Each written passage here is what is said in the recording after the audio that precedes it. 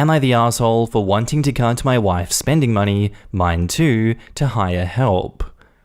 I am 29 male and my wife is 28 female. We have 2 kids, 5 male and 3 male, and I'm planning on a 3rd kid. I work 70 to 80 hours on average, and my wife is a stay-at-home mum. I make really good money, even for USA standards, and we live in Europe, in a country where cost of living is way lower. The argument that me and my wife are having is that I keep telling my wife I don't have time to iron my clothes, etc., and since she is a stay-at-home mum, she should do it. But I know that having 2 kids makes her job as hard as mine, so I offered to get us a nanny or help for our house, but it would mean both of our spending money would be cut by around 10 to 15%. I manage all of our finances, and we get the same spending money after investing in savings, but my wife is angry that I would cut her spending money too. I don't have time to do things around the house. I'm trying to help my father retire since he is turning 70 next year, and he helped me a lot. He bought my first apartment when I was a student where my wife lived too during uni. I don't help him financially, I am just slowly taking over his company as well. I have 2 brothers, but only one works there, and I'm the only one qualified to actually take over, according to my brothers. That means I pretty much have 2 jobs.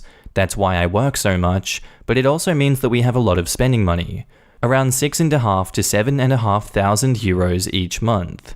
Note that spending money is different than money for paying everything like groceries and things for kids. We have separate accounts for that. My wife is really into designer brands, etc., and spends all of her money on clothes shopping usually. She thinks I should only cut my own spending money if I want to hire nanny or help.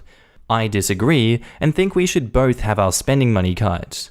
I got a call from my sister-in-law, and she said that I'm being controlling by wanting to cut my wife's spending money. So I'm starting to honestly doubt myself, because I don't want to financially abuse my wife, as my mother used to do that to me. And now in the comments, not the asshole. The moment you both decided to have kids, they became the priority. That's sacrificing most of your things for them. She is being selfish. Don't feel bad for having to cut off her spending money. She's just being immature.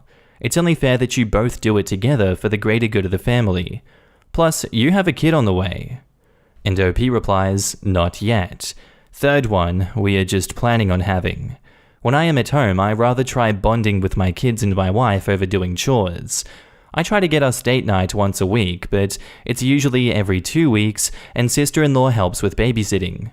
She has her own room in our house. She often stays over because of issues with her boyfriend, but they are not really telling me what's going on. Honestly, you could save more money by not having a 3rd kid, but not the asshole for wanting to reduce both your spending to have help around the house. And OP says, we both want 3 kids. But when I first started making money and taking care of our finances, I took into account having 4 kids and how much money we need to save, etc. So maybe I could dip into those as well to hire help. But I rather not in case we get kids similar to me. Total surprise. Age gap between me and my brother is huge. Not the asshole. You actually sound thoughtful and your solution is reasonable. You could try explaining to your wife that you could make time to iron and help the kids by working less, but this would also cut into spending money for both of you. Your wife sounds a bit entitled, to be honest. Good luck. And OP replies, I sadly don't really have an option to work less, since even though I do most of what my father did in his company, it's going to be split between me and my 2 brothers, and since my wife wants to maintain our lifestyle and send our kids to school abroad, I have to work 2 jobs. 3 if you count managing our investments. Not the asshole. I was reading your post and I saw this. 6,500 to 7,500 euros each month for spending. I understand that this money is for having fun, like spending wherever you want. I mean, like all house bills are paid and there's still this money left for spend with no worries? Come on, this is a ton of money. 10% of this is 750 euros. And even if you spend 2,000 on a nanny, having 5,000 euros just for your own pleasure is a ton of money. I don't know if I'm too broke, but dude, that's a ton of money per month. It shouldn't be a sacrifice at all. See, I earn 2,000 reais per month. I pay rent, and still, there's enough money for me to have all the fun that I want. She's being a selfish miser with a thing that can benefit both of you. Unless there's another reason behind it that she doesn't want to tell you, talk to her in a loving way and explain why do you think it's necessary and how much you love her and you just want to have lots of quality time with your family. And she's not a worse mother because of that. And now onto the update. So I'm not gonna lie, this is a surprising update. I've taken a few days off before Christmas with my wife, so we can spend 2 days without the kids and the family craziness. I had a convo with one guy on here in private, and I realized that my wife doesn't usually behave like this. So I asked her about it and what's actually going on, etc. Turns out, for the past few months, my wife was giving money to her sister to help her move out from her boyfriend, whom I never really liked, if I'm gonna be honest, and I never knew why. Well, it turns out he's abusive, and as it turns out, my sister-in-law is pregnant. At least now I know why I had a bad feeling about him, other than him trying to borrow money from me constantly. If you wonder why she didn't tell me this, since obviously we have the means to help her, it's because I helped her sister-in-law with some of her debt in the past, and I told her family that I don't want to be used as a piggy bank. I invested in my brother-in-law's plumbing business. My wife knew that this situation would be different, but her sister didn't want to ask me for money. Look, I'm not sure where her sister thinks my wife gets her money from, but I digress. I can say it here freely since my sister-in-law's boyfriend doesn't use Reddit, and after what she told me about it, I've hired a PI, and we have moved her to our house. She already had a room there, by the way, and we're going to help her with getting her own apartment in January. When it comes to the main topic, we are hiring some help and starting to look into getting a nanny for weekends. We changed some things in our budget since we are ahead in most of our goals. Also, some people had some things to say about my wife. While sure, it sounded ridiculous that my wife didn't want to lose her designer clothes money and comments were mostly respectful, I had some nasty private messages about my wife not deserving the money she gets, her being a freeloader, etc. It was her decision to be a stay-at-home mum, but she also had great futures in finance ahead of her, so she's not a slacker. One of the reasons I love her is how hard-working she always was. She's also a great teacher to our child. Our 5-year-old is so ahead in math without her pressuring him hard, it's honestly amazing. I saw her teach him and making it fun, which I honestly don't know how she does it, because he enjoys it. Also adding it last second here, I talked to my sister-in-law, and before I even mentioned it, she herself told me she's sorry about the financial abuse comment. She was just scared about the situation she is in, which is understandable. So yeah, here is an update, I read the rules, I hope it's good enough and won't be removed. And now in the comments, it is not an ideal discovery, but I would say this ended well. It's really good that you and your wife were able to discuss things. Yeah, but in the previous post, OP's sister-in-law is the one who called OP an arsehole and a financial abuser, and his wife was supporting her the whole time. Damn. Makes sense because sister-in-law would lose her financial line. Not the best behavior from sister-in-law, but understandable given that she needed the wife sending money as her lifeline. Yeah, sounds like desperation on sister-in-law's part. Doesn't excuse it, but does explain it. Sounds like she has a good support system, including OP. I'm glad she was able to get away from that guy and that they hired someone to help out. And OP says, I'm fine with it. She was sorry about it. People will do stupid things when they are scared. I don't blame her. You shouldn't judge people too hard for their actions when they were backed into the corner. You sound like a good person, OP. Wishing you and your family the best. Congratulations on the positive outcome, and I hope things get better with the sister-in-law. Hopefully you and your wife can be more open so situations like this won't happen again. Ignore the Reddit haters. It's great to hear that you and your wife have sorted this out. What a twist though. I remember reading that thread and the toxicity towards your wife was pretty vicious, but also a small bit understandable. Glad to hear that your wife was doing this for a justified cause. Also, good that you have asked her why she didn't let you know about helping her sister.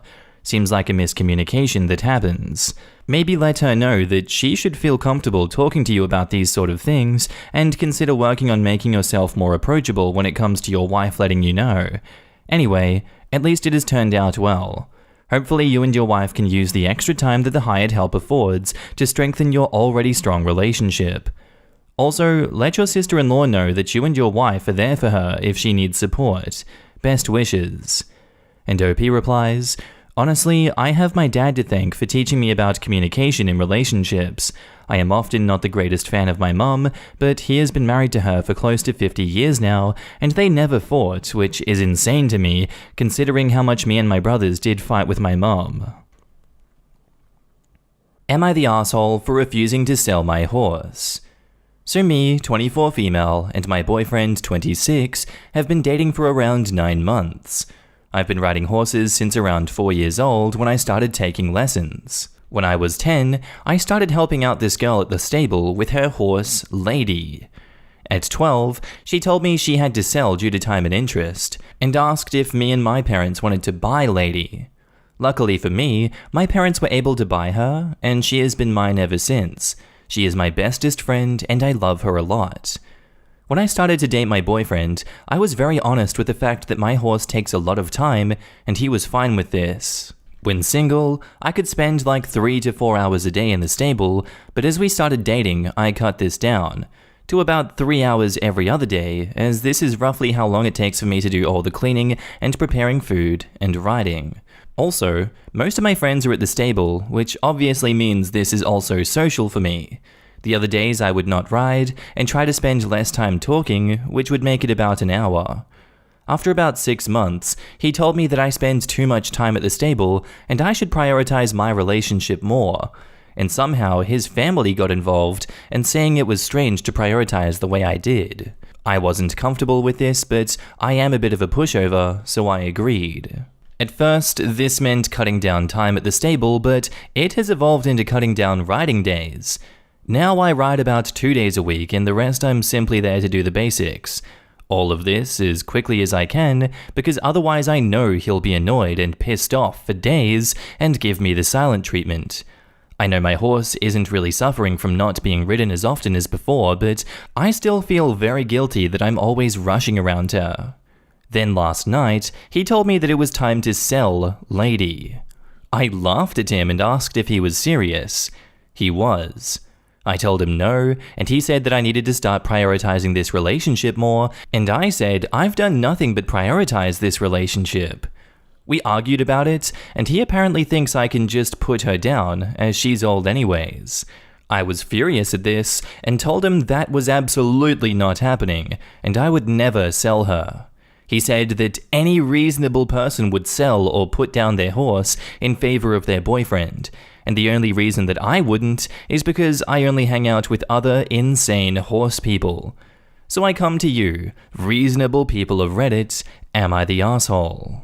Let's see what the reasonable people of Reddit have to say in the comments.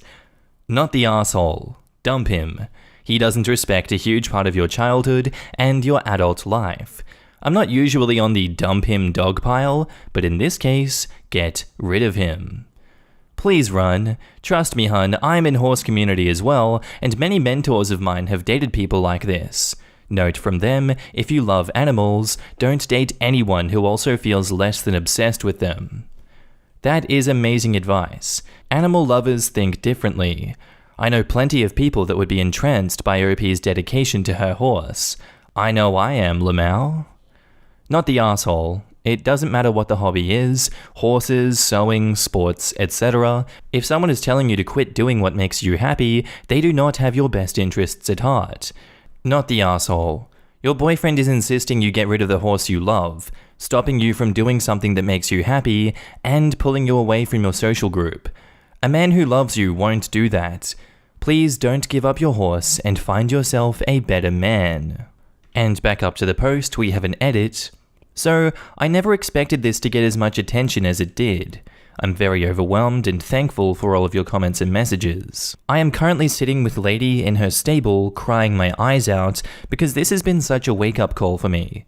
My boyfriend left to visit his family and friends in his old town earlier today before I posted, so for everyone worried, all is well for now, and I will handle this ASAP.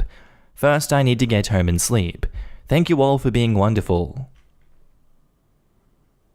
And now, on to the update.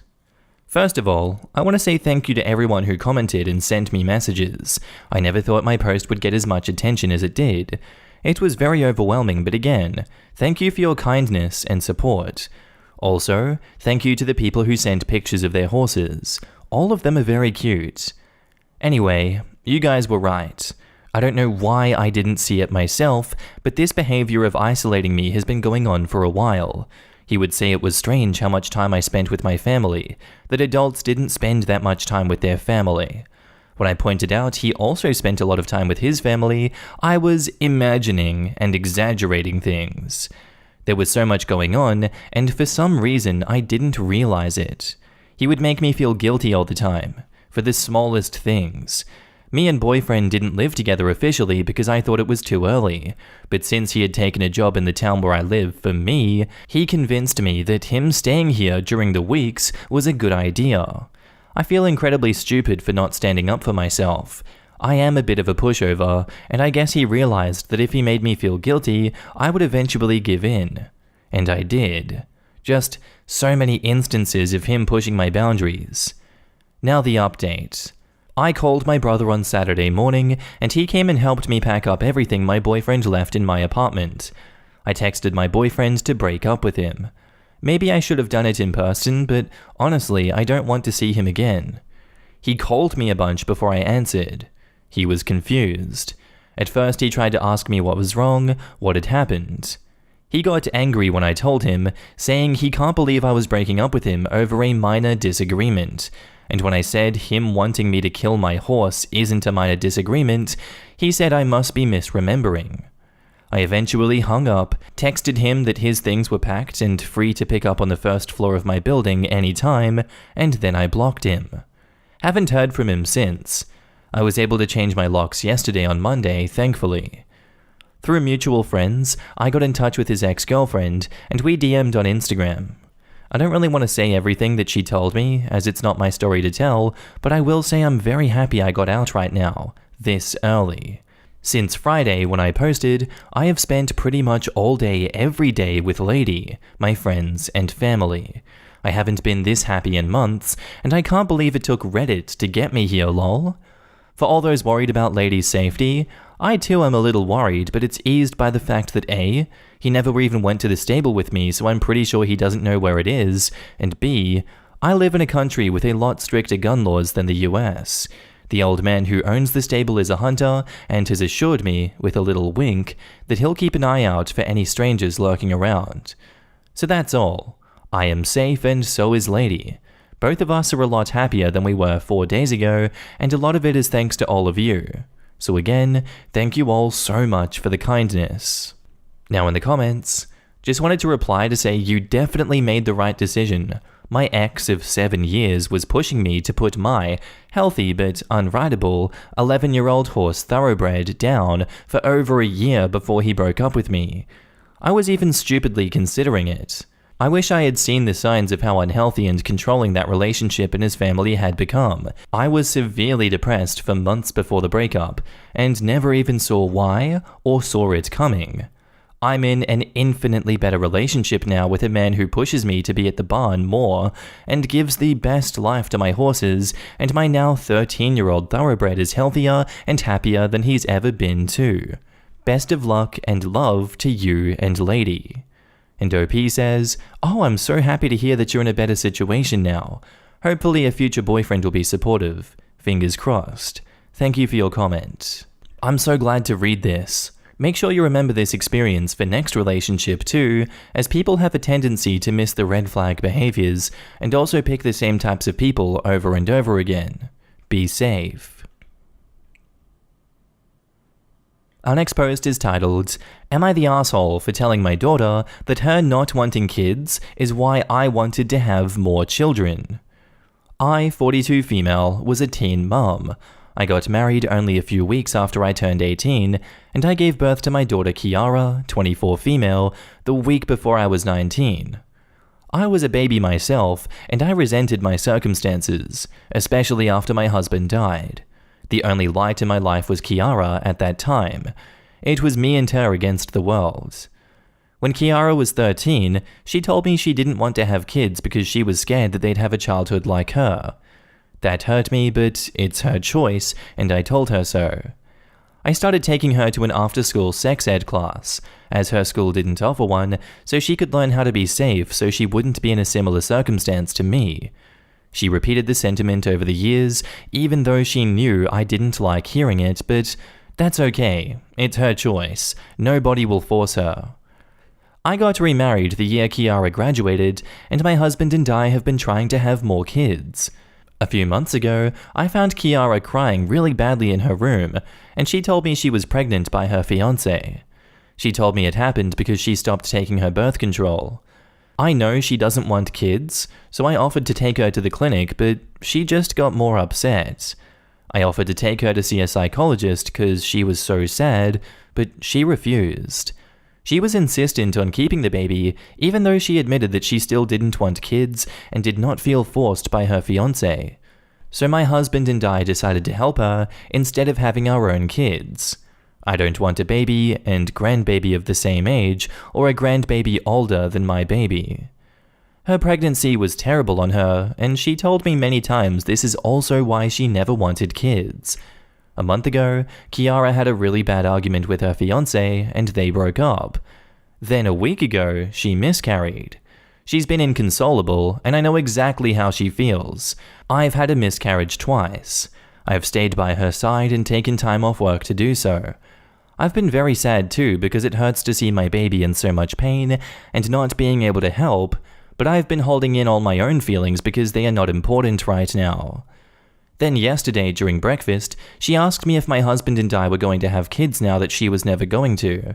I was taken aback by it, and I tried not to answer it because I don't know. She kept pressuring me, and I cracked and admitted the only reason I ever wanted to have more kids was because she never wanted kids, and I wished she did want them. Kiara said some very nasty things and called me an asshole. I felt so terrible that I said that to her during such a bad time in her life, but I've also never lied to her, and I don't know what she was expecting me to say. My husband assured me that I had a stress break, and I feel like he's kinda right, but Kiara didn't say a word to me over breakfast today. Edit, because I was recommended in a DM, add this in case somebody thinks I'm violating Rule 11, the central conflict is not whether or not my daughter should have kids, it is whether I was wrong to say what I did. My daughter's decision about children is her own, and I support her, and my decision is also my own. Nobody is forcing anybody. Now down in the comments, you're the asshole. Either you want more children or you don't. Your reproducing should not be dependent on her choice not to, or down the road changing her mind and deciding to. Intentional or not, this entire scenario screams of emotional manipulation. Stop talking about either of your reproductive choices. Decide with your husband what you want as a couple and make that choice outside of your daughter. And OP responds, my husband agrees with me that we wouldn't have kids if she was going to. It may not sound odd to you, but having children the same age as grandchildren is weird to me, and I do not want to take attention away from my daughter if she is a mother. I would rather be there for her than focus on myself, and I have never tried to manipulate her into having children. I know she doesn't want them, and that is fine. It is her choice. Have you ever stopped to consider how your daughter feels about how poor of a mother you were, and now you want to be a mother again? Through her, or on your own? Did you just assume she was a bad mother because we were not given the details? And OP responds, yes, my daughter and I have talked about it, and she doesn't consider me a poor mum, she just hated that we were poor. But she understands now the circumstances I was under, and how everything I did was for her. I'm sorry you're copping a bit of flack here, OP. People can be a bit rigid in their beliefs when it comes to young mothers. It sounds like you did the best you could in a hard situation, and you don't have anything to apologize for. Just keep communicating openly and honestly with your daughter. Not the asshole. This is a delicate situation because you have your own personal desires of having grandchildren, and she doesn't want her own kids. In my opinion, there is nothing wrong with you wanting to have more children in order to raise the likelihood of having a large family. The important thing is that you never put the pressure on Kiara to fulfill that desire for you. That's a plus. Kiara pressuring you to talk about your personal aspirations in regard to pregnancy and child rearing when she was feeling emotionally volatile was a poor choice on her end. It's not like you were going and telling her all of your plans while she was mourning. She pushed you to talk about it and then lashed out when you were honest. So because you were not pushing for Kiara to have children so your dreams of a large family could be fulfilled, and because you kept your plans to yourself while she was having a hard time, I don't think this is really your fault. It is your prerogative to have more kids if you are not done having children around. If she's upset by that, she needs to talk to a professional about her feelings and how to cope with them, not get mad at you for living your own life how you want to. I'm gonna say no assholes here. You were both stressed out and maybe said things a little harsher than you both meant. Take a bit to breathe and offer an apology when she's ready to talk. I wish you both the best. And now, on to the update. So I wasn't going to do an update, but my husband told me that I should since I was voted asshole. I ended up having a talk with Kiara, and I told her I never should have said what I did, and I was wrong. Like many of you said, I clarified what I meant and told her she is my everything. I told her that I did not want kids for grandkids, but just for our family to grow. But I would rather be there for her than focus on a baby myself. I told her I did not mean to put pressure on her because I have my own dislike for no generation gap because of my extended family in my home country. She gave me a smile, and she told me she forgave me and was sorry for what she said, so I forgave her too. She told me she was willing to see the psychologist now if I would go with her, so I said I would, and we booked sessions for after New Year's. But I still asked her why she was having the baby when she did not want any. This time, she was willing to talk. She admitted that seeing all her friends get married and have babies and being so happy made her feel jealous, and she had changed her mind. She got off birth control because of hormone issues and did not mean to get pregnant, but when she did, she decided to keep it.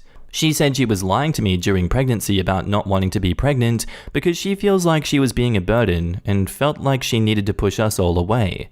That did not make sense to me, but I said we will talk to the psychologist about it because she will know best. She admitted that she made up the argument and broke up with her fiancé because she felt like she was trapping him with a baby and he deserved better. She let me see their texts, and it is just him checking up on her and her ignoring him. She told me she did not tell him she miscarried and is scared she will lose him forever if she does. I went with her the day after to talk to him and helped her explain the situation. He forgave her, and they agreed to start fresh as long as they also go to counseling. Since then, everything has been going good at home again. Kiara seems happier and had fun at our small Christmas party with her fiancé.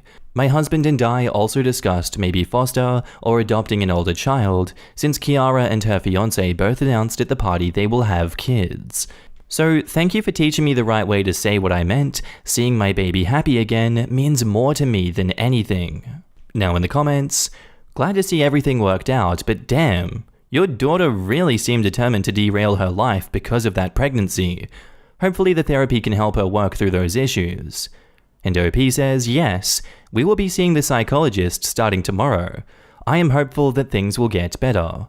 I know when I was pregnant, I started acting oddly too. I'm glad she's seeking help and that she has a support system. Sounds like there was really something going on. Good to hear.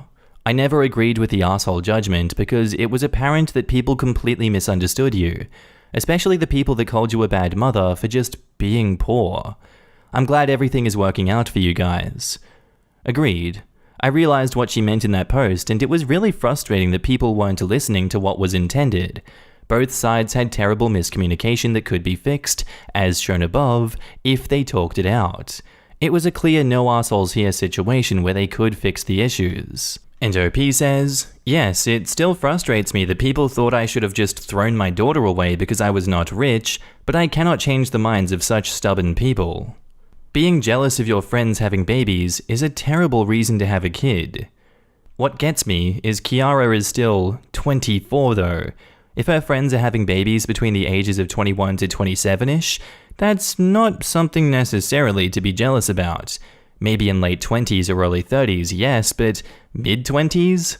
Not so much. I'm 28 and my friends are getting married. Nobody I know is having babies yet. Probably not far off, but not yet. In my early 20s? Lamau, no effing thank you. Info. Out of curiosity, what would you have done if your daughter simply didn't know whether or not she wanted kids? I mean, she is 24 for Pete's sake. Plenty of people don't know if they want kids at that age. And OP replies, if my daughter had not gotten pregnant, my husband and I would have kept on trying. I know how old I am, and I have very little chances of it happening since nothing has happened since we started trying and my miscarriages before that. If we were to have been pregnant at the same time, I would have terminated, as I have said before that it is not a situation I even want to be in. If it works for others, then good for them, but it is not something I want. I know people bring up situations like what if she gets pregnant a year or two after me, and I know it is possible, but it is not happening now or ever, so I don't have to worry about it. But if she did not even know and was confused about it and admitted her confusion about it, then I will be honest, I do not know, but I probably would not have been trying. Having a baby is not an easy thing to do. Pregnancy is also not the only way to have kids or grow my family, so I always did want more kids to grow my family. It is not the same as me to be pregnant. Sorry for the rambling on, but I was not sure if I was answering right. Am I the asshole for not sharing my daughter's university fund with my stepson? My husband and I are a couple in our 40s. We've been married for 10 years now. We both have 17-year-old children, he a son with his ex-wife, and me a daughter from my husband who passed. When we married, we chose to keep a portion of our finances separate due to both having children already, previous real estate investments, and he having expenses like alimony and child support payments.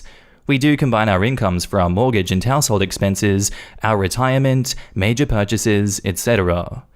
The college funds we have set up for our children have always been part of our separate finances, and as a result, neither of us have had terrible in-depth discussions with the other regarding the amount put into each child's fund. We do discuss what goes into them regarding tax returns, gifts from relatives, etc. I never expected both child's funds to be penny for penny equal, but I did expect them to be closer than what I recently discovered. Both children have now applied to, and both been accepted to university as it is their senior year. Now that a majority of scholarships are in, tuition and housing etc. are more concrete for each of their school options. We've started the specifics of the budget conversations. My daughter's college and graduation fund is worth roughly $150,000, while my stepson has approximately a $15,000 amount. Here is where the argument happened.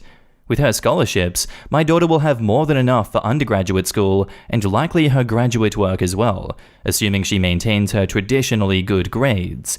In fact, she'll likely have a good bit left over. Fine, I say. She can use it for a down payment on a home, whatever. After scholarships and the $15K from his dad, my stepson will still owe for undergrad. My husband feels like we should just combine the funds. When we married, we very specifically kept certain things separate, and this was one of them, so I can't help but feel unwilling to just scrap that and mix things together now. It doesn't feel fair or right, but my husband thinks it's an asshole move not to give the kids the same thing. It's never been a problem when my stepson has had extras due to having another parent and household also contributing to his clothing, his car, his spending money, etc. But now suddenly we have to be even. And just to be clear, being even actually means giving my stepson even more of the money due to the fact that my daughter's scholarships are more comprehensive. The kids are close, and I'm sure my stepson will realize there's a difference in university money, but if my husband wanted to change things, I feel like this should have been brought up sooner than this. Am I the asshole? Edit to add, since it's been asked, my late husband was quite young when he passed, so there was nothing much to speak of in the way of an inheritance or life insurance. And yes, to reiterate, my husband and I did discuss this prior to marriage and agreed to keep the children's expenses as part of our separate accounts and finances. And now in the comments, not the asshole. Aside from the fact that he only wants to combine now because you have more money than him, why can't or isn't his son's other parent contributing?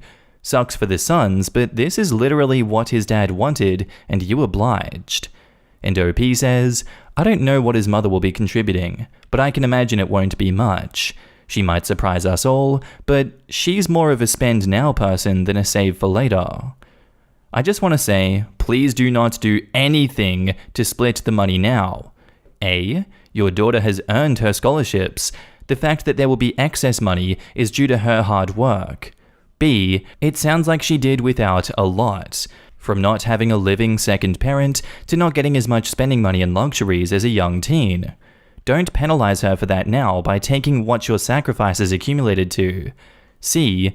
Do not teach her that she has to sacrifice herself and her security to maintain a relationship with a man, her brother and father figure, or that her security and comfort shouldn't be her number one priority. And D. College is a tough transition for a lot of kids. She could lose those scholarships if she falters her first semester or if she figures out this isn't the right school for her. Taking from her funds now puts additional pressure on her to never have a misstep or change in heart, major, school, because her financial security is at stake. This is a hill to die on. I don't usually recommend to stop communicating in a marriage, but this subject matter is closed. Agree with this 100%. You can't predict the future. Scholarships can be lost because of external things, not even just daughter not getting expected grades or changing schools. As funding can fall through, some scholarships are only for the first year and not future years, etc., etc. Don't give away her money because stepfather and ex-wife didn't plan accordingly. Not the asshole. It's not fair your daughter has more college money, huh?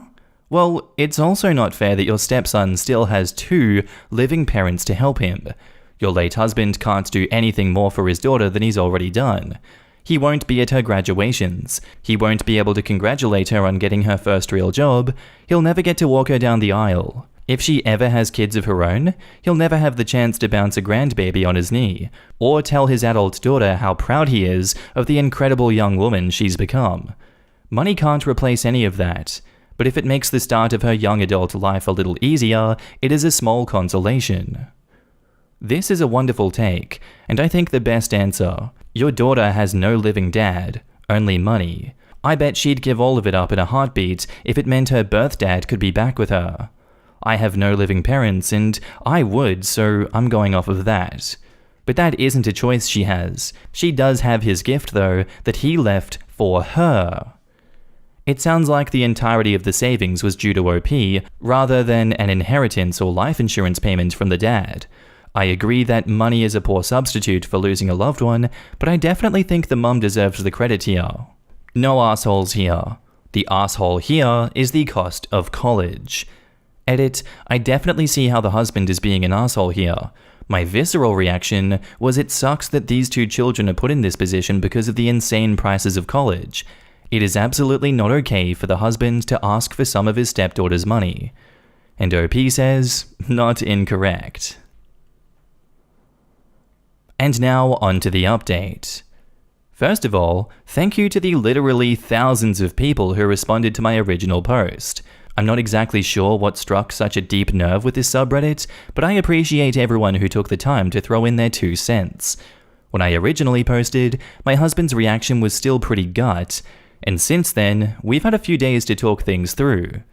As I suspected, my husband's problem was never the fact that he only has $15,000 in my stepson's fund, just that by comparison, my daughter's graduation gift is so much larger.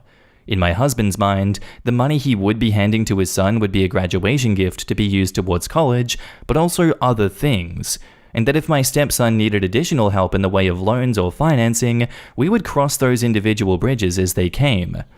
The way he looked at it, handing a kid a check for $15K is huge.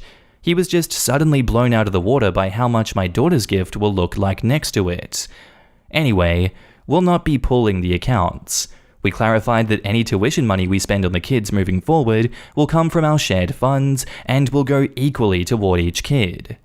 Basically, if we gift stepson $1,000, we also put that amount in my daughter's account. If we loan either of them money, that's up to them individually to arrange with us. We let the kids know that their accounts are different, and that a lot of the discrepancy in funds is due to the fact that all of my daughter's gifts from family and her other resources, etc., have been pooled into her account already, whereas my stepson still has his mother and other extended family members gifting and contributing at the time of the graduation and as he goes. That is obviously not fully the case, but it helps speak to how aggressively each of us biological parents invested and looked ahead. The kids know that this has long been the case, as my daughter's biological side of the family is quite small compared to my stepson's side of the family, where there are 20 times easily the amount of relatives. The kids are all good. My husband and I are all good. No one will be drowning in college debt, as some other comments in the OP feared. We just needed to have a talk about things. Thanks again, everyone, for all the different perspectives. And now in the comments, if 15k seems that much to him, you might want to check your retirement plans and work something out. 15k would not cover 1 year of school at my university with an in-state discount. And OP says, I think people are confused, assuming that my husband intended this to be a full ride, cover absolutely everything for his college fund. It was designed to be a good head start, and that it is. Okay, so let me see if I understood. The 15k are not a college fund, they're only a kinda kickstart into adult life, but your husband is still gonna pay for his college. And OP replies, the graduation gifts are meant to be a kickstart into adult life, yes.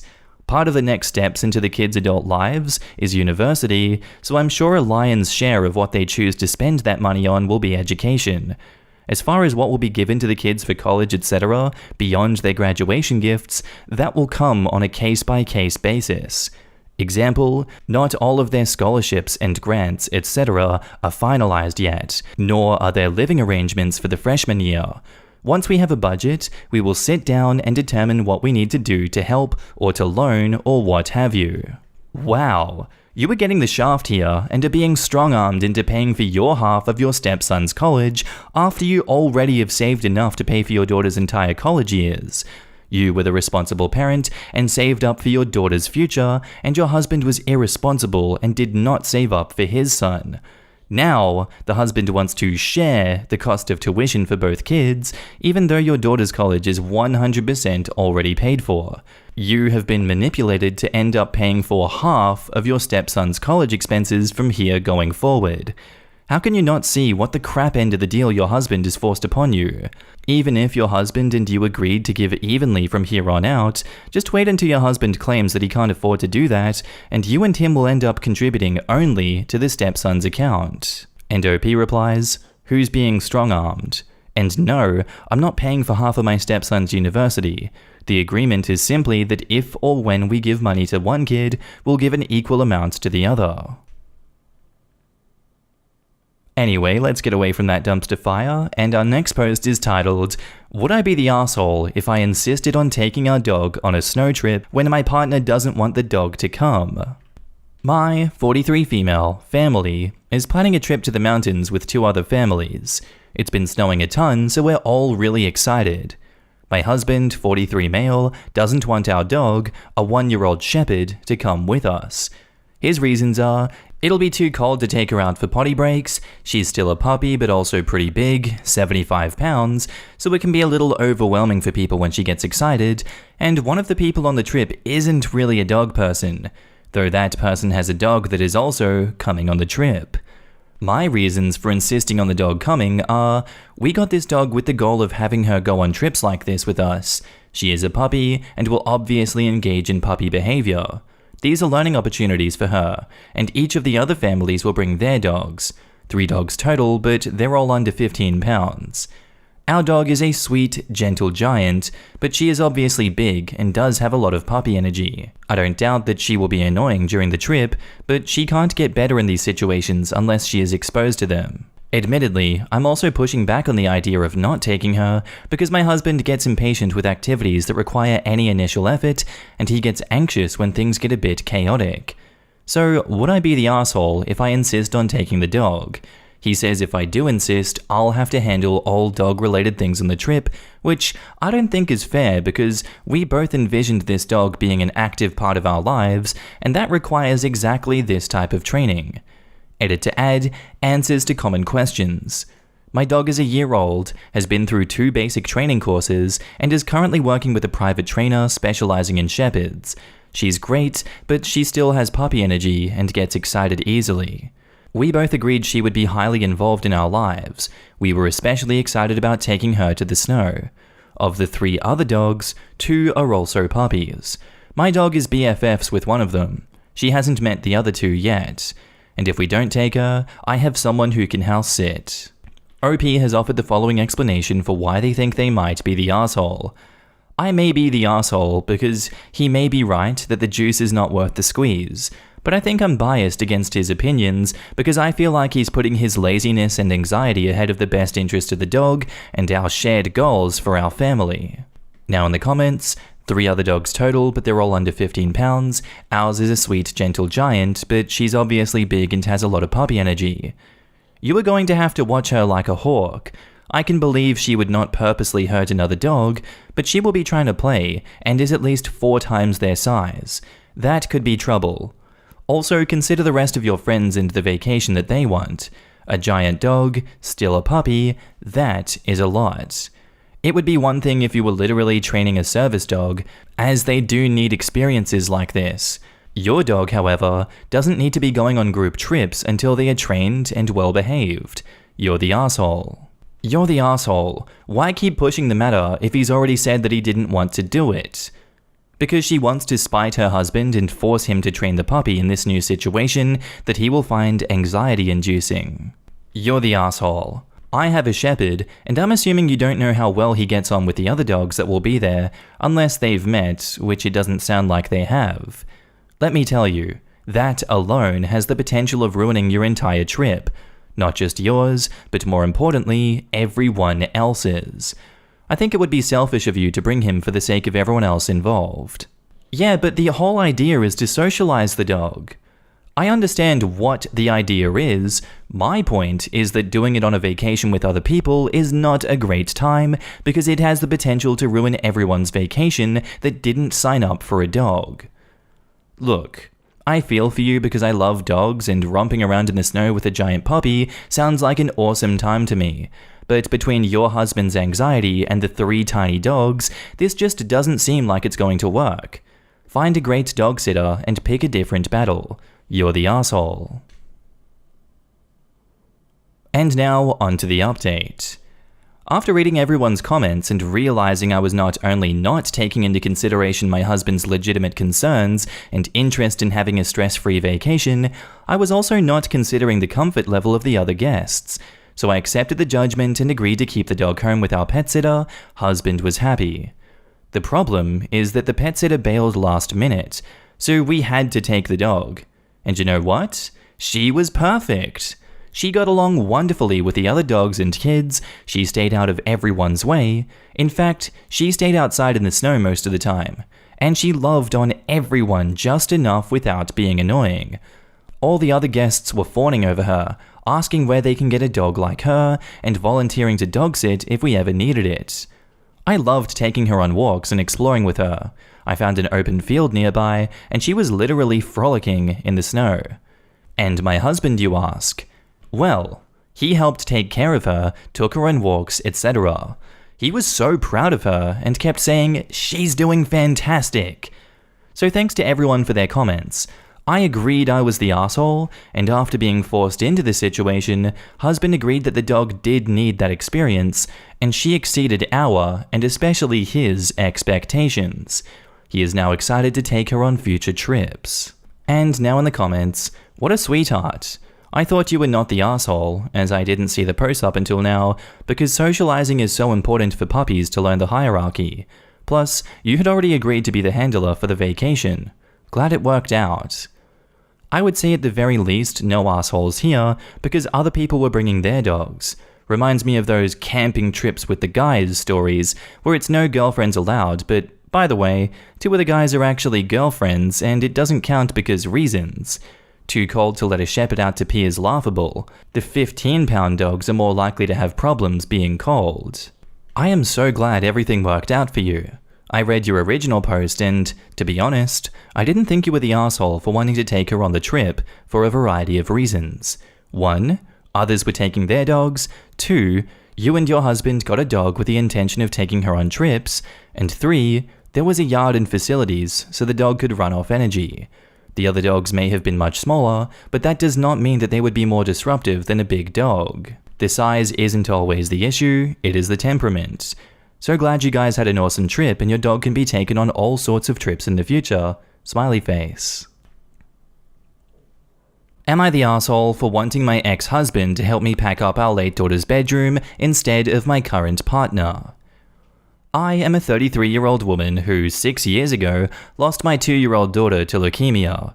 My husband and I tried to make things work, but the grief of losing her and the emotions at the time made our relationship unsalvageable, and a year after her death, we divorced.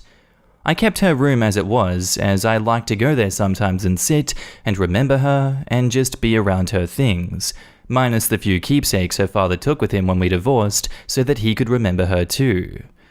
A while after we divorced, I met my current partner, and now 3 years into our relationship, I am 29 weeks pregnant with a little boy. I am equally excited and terrified about this, as I'm so scared of going through that kind of pain again. I live in a 2-bedroom home, so obviously my daughter's room needs to be packed up, and I accepted that, though it wasn't easy. My partner offered to help me do so, and I told him if he wanted to help, it'd be appreciated, but that I'd also asked my ex-husband to help me so we could decide together what we each wanted to keep, donate, or toss. This upset my partner, as he doesn't like the idea of my ex-husband being around for such a lengthy time, and that since he is my partner, I should have asked only him, and told me I could just put aside a few random things for my ex. I tried to explain to him that my daughter was also my ex-husband's daughter, so he had a right to be there for this, and reminded him that if he wanted to help, he could of course be there too. He doesn't want to be around my ex-husband, however, so denied this and has been upset with me all night over this. Is it truly that unreasonable that I'd ask my ex-husband to be a part of this? Edit. Just realized the title could be a little confusing. Yes, I told my partner he could help out, but truthfully, I'd rather just do it with my ex-husband, as we are her parents, hence the wanting it to be my ex. Now in the comments, tell your partner to grow the F up, not the asshole. I agree. No matter how the marriage ended, assuming OP is safe, the ex also lost a child and should have the opportunity to be involved in this if they choose. There is no reason for the current partner to be threatened by this. Dude needs to learn some effing empathy. Just imagine being in the ex's shoes and being told, "Here, you got some random items from your late daughter. Sorry, we need the space." The above comment is a bit blunt, but I fully agree. Firstly, my condolences, OP.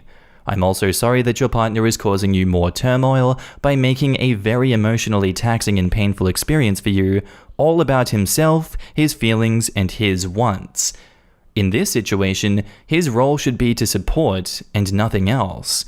I know a relationship is about communication and compromise, but this isn't something that is up for discussion, so he needs to get over himself. The fact is, you and your ex lost a child. Your daughter was not your partner's child. He did not experience this loss. He needs to put aside his petty pride and ego. You aren't having a candlelit dinner with your ex. You are taking a very painful step towards moving on.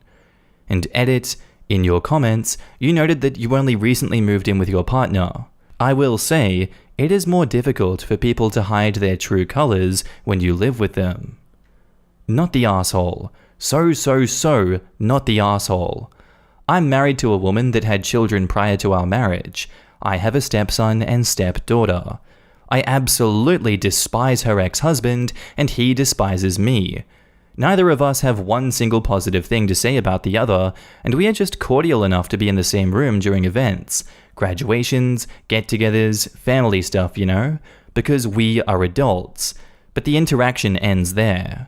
There is absolutely no way under these circumstances that I would even begin to express anything but support and understanding. This is something so unbearably sad and traumatizing that I question that he is even worth being married to if this was his response. As the new husband, I would be grateful and flattered that I was invited to participate in it. I'd truthfully be reevaluating my relationship with this dude if this is the level of immaturity that you are dealing with. And OP says, we are not married. I should have put that in the post. He's just my partner. Frankly, given my past, I'm not very open to the idea of marriage in the future again. I'm glad you and your wife's ex-husband are able to be cordial enough to be in the same room for family things like that, as that is honestly all you need. And they reply to OP, I had to realize pretty early on that our hatred towards each other wasn't as important as just being there for the kids. I'm so sorry for your loss, and I can't even imagine what you and your ex-husband are going through. Whatever you do, don't let your boyfriend's jealousy or immaturity ruin such an important moment for you and your ex-husband. You'll never get that experience back. If he's a man worth being with, he'll step aside, or respectfully participate, and be welcoming of your ex-husband in the home. And now onto the update.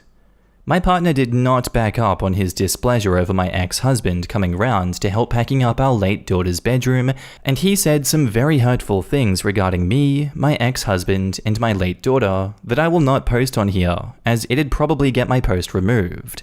He then told me if I didn't call off my ex-husband coming round for this, he would break up with me, as he wouldn't put up with it, clearly thinking that I'd back down on this as I wouldn't want to be a single parent, and he seemed so frickin' smug as he made this threat.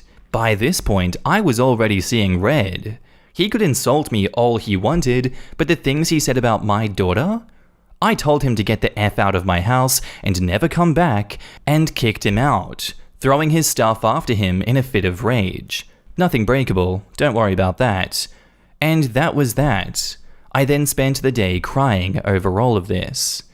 A few days later, my ex-husband came around, and we packed up our daughter's room, and during it, he asked me if my partner was around. I explained the situation to him, and he was so pissed off on my behalf, and he spent the rest of the afternoon comforting me about it. He then would call me every day to check if I needed anything or help with anything, as I'm starting to get less agile and began to spend more time around to help out. The last 2 nights, he has actually been sleeping on my sofa in case I need anything during the night, as I went into labor with our daughter a few weeks further along than I am right now, and he keeps fretting about what if that happens while I'm alone. Last night, he asked me if I'd consider going out for something to eat with him to see about possibly restarting things. No pressure, just to test the waters, and I agreed, as having him around so much and being so helpful, it reminded me of all our good times and why I fell in love with him in the first place. We are taking it slowly, one day at a time. Ironic that my ex-partner's jealousy and actions may have caused exactly what he wanted to avoid. On the subject of my ex-partner, he has not been around since or called me, and I'm getting a lawyer involved to check what I should do in regards to our son moving forward. It was an easy split as we weren't married. The house is in my name, and always has been, and he'd only moved in after I got pregnant by accident. And now in the comments, ironic indeed, screwed around and found out. Good luck for the future, and I hope it all works out for you. Time can heal a lot. Obviously, you still grieve the loss of your daughter, but maybe the time to grieve apart for you and your ex was needed. Good luck as you move forward. But OP, please go slow. You are in an intensely emotional situation. The pregnancy, the breakup, though totally justified, packing up your daughter's room. Your ex sounds wonderful, truly, and that is the best reason to be cautious. Not the arsehole, best of luck. And OP replies, oh, I'm very aware of that. It's why we are just having a meal and considering things. He's only sleeping on the couch at the moment because I was only a little further along when I had our daughter, and I live alone now, so if anything happens in the night, I could be in trouble. I'm not exactly going to march down the aisle again or jump into a serious relationship for both our sakes. No, I didn't suspect as much. You seem too level-headed. I'd be remiss if I didn't mention it though. Your update restored my faith in humanity a bit. Thanks for sharing. I hope your future holds nothing but good things, and whatever life you build will be filled with joy. I'm so sorry that your baby's dad turned out to be such an asshole, but so happy to see that your ex-husband has been a lovely support for you. I'm also so pleased to see that you didn't let your recent ex call all the shots and force you to leave your ex-husband out of something so important. I really worry when I see stuff like that, because I know from experience that the kind of jealousy and unreasonable behavior your recent ex displayed will turn into heavy abuse later down the line. And of course, not the asshole. And OP replies, I've already been to hell when I lost my daughter, and the thought that he could scare me into staying with him over petty threats like that? Nothing can be harder than what I've already been through. It just shows how little he knew me if he thought that I'd cave to that. Honestly, I'm sorry to hear how badly your ex-boyfriend acted. You lost a child, as did your ex-husband, and even if you broke up, you were both her parents. Packing up her room without him would have probably broken his heart. You were entirely reasonable, and the ex-boyfriend responded in an atrocious manner. Take care of yourself and your little boy. Our next post is titled, Am I the asshole for not telling my co-workers that I'm polyamorous and laughing at them? So I, 32 female, am in a polyamorous relationship with Ruby, my girlfriend of 11 years, and Louis, my boyfriend of 10 years. The three of us all date each other and are closed off to dating anyone outside of our current relationship. I never mentioned this to my coworkers because I never cared to. I don't tend to talk about my life while at work. A few weeks ago, my coworker Ken, who was aware that I had a boyfriend, saw me making out with Ruby at a bar and took some pictures. He apparently started telling everyone that I was cheating on Louis and showed the pictures of Ruby and I. I had noticed that some people were giving me the cold shoulder, but I just figured it was something to do with my recent promotion. A few days ago, I was talking to my friend in the break room about her ex, and mentioned how much I hate cheaters, which prompted Ken and a few of my other coworkers to start calling me out and tell me that I was a hypocrite. When I said that I never cheated, Ken confronted me with the pictures of Ruby and I at the bar, and a picture of Louis and I on a date from last week. Ken kept asking, "So who are you dating?" while shoving his phone in my face. So I just brushed his arm aside and told him, both of them. That only seemed to see him and others off worse, and he started nagging me again, and I started laughing. I wasn't trying to be rude, I just actually found it funny how upset everyone was getting over my relationship that they had no idea about. He stopped talking after I laughed, and I took that time to explain my relationship and showed pictures of all three of us, including ones of Ruby and Louis kissing, and I joked about him taking pictures like a stalker. Now a bunch of my coworkers are pissed that I hid my polyamory from them, and are now saying that it's my fault that they now look like jerks for talking bad about me behind my back. Am I the asshole for not telling my coworkers that I'm poly and subsequently laughing in their faces? Edit, just to clear things up. 1. Ken does not know either of my partners. He only knew about Louis and had no reasonable way of knowing if I was still with him at the time. 2. I was unaware of any of the pictures being taken until Ken showed me them. And 3. Ken was definitely stalking me, and I've been in contact with the police, so thank you to my coworkers who reached out with some info about that. Now in the comments, not the asshole. Your polyamory is none of their business, and frankly, Ken deserves to be called out for photographing you in public like some creepy stalker, since he apparently wasn't going to show these pictures to Louis as proof that you were cheating. It looks like he was only showing them around the office to gossip about you. In your place, I would be talking to HR about Ken. And OP says, I've been debating on doing it since it'll be a lot of trouble to report him. You should still report him so that it's on record in case he does this to someone else. OP says that's a good point. I didn't think about that. I'll contact HR in the morning. Yeah, if he was genuinely concerned that you were cheating, he would have raised this with Louis. Instead, he went the workplace bully route. Your personal life is just that, not the asshole.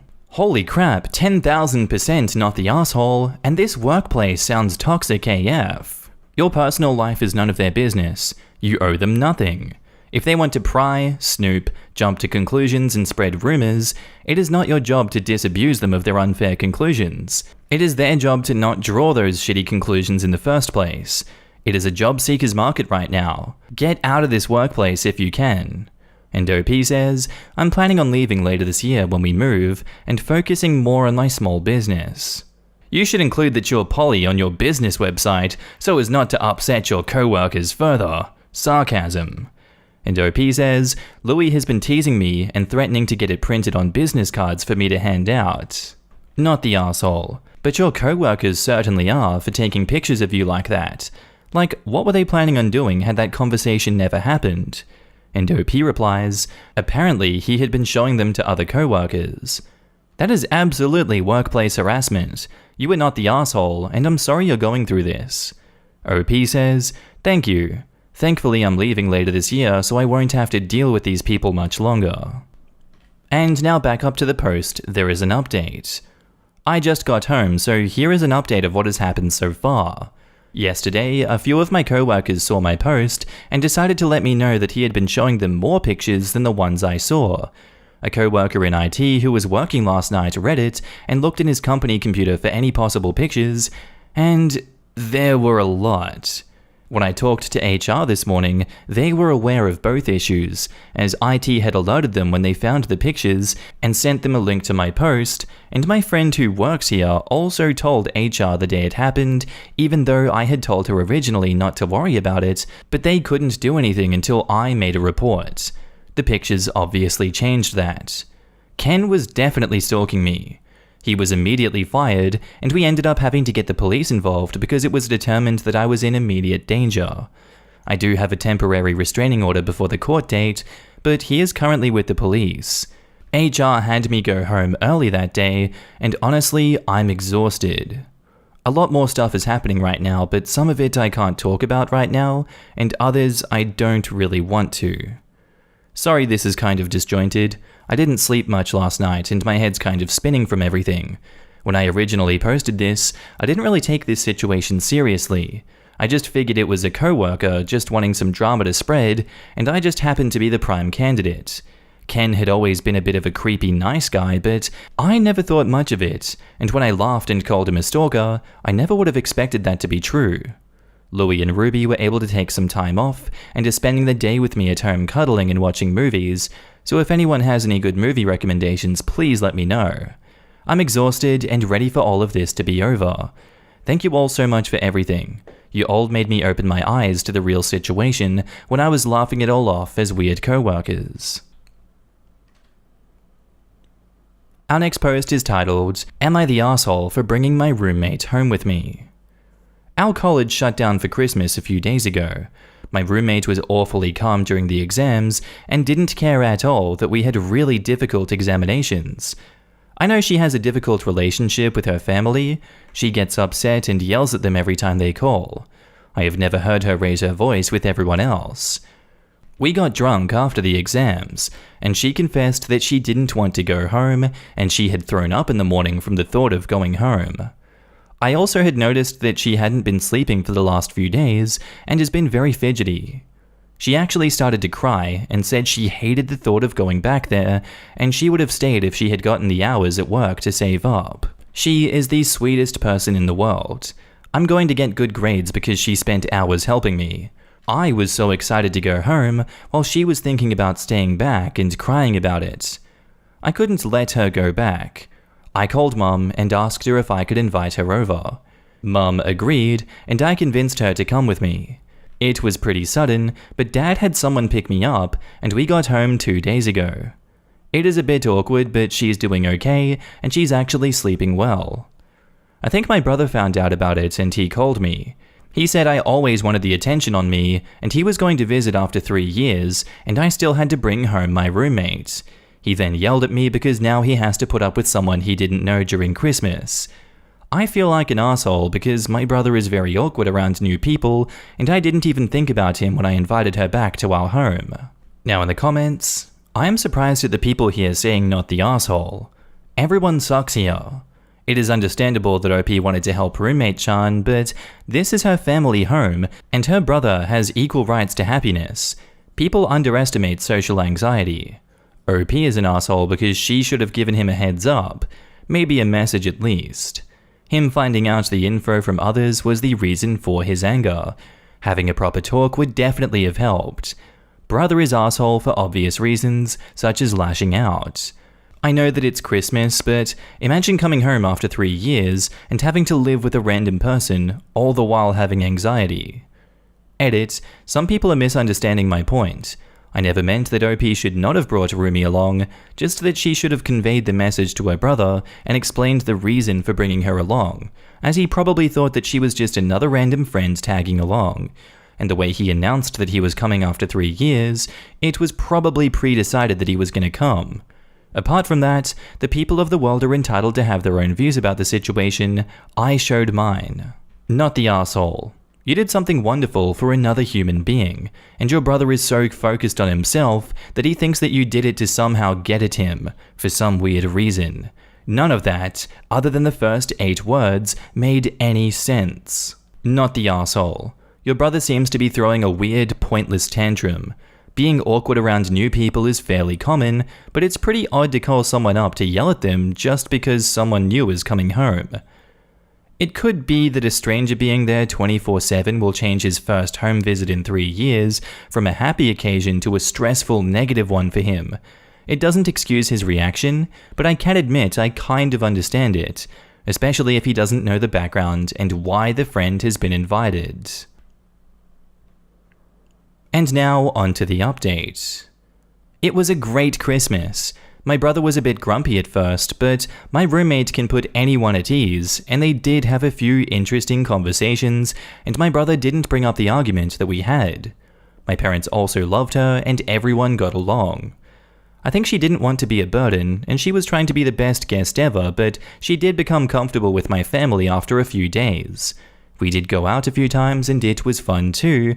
We did have a few difficult conversations and it was really hard to listen to her break down and sob, but she needed me, and I'm grateful that she trusts me. She loved Christmas with us and thanked me thousands of times. I think this is one of the best Christmases ever, and it was a hard time feeling great about Christmas after my grandma passed away, but this felt really great and I was happy. ETA, we are dating now. I was deep in denial about how much of a sucker I am for her. Oh, that was a twist. Anyway, in the comments, this is awesome, OP. You did something good for your roommate and it paid off. It's always nice to give in the regard of making someone happy.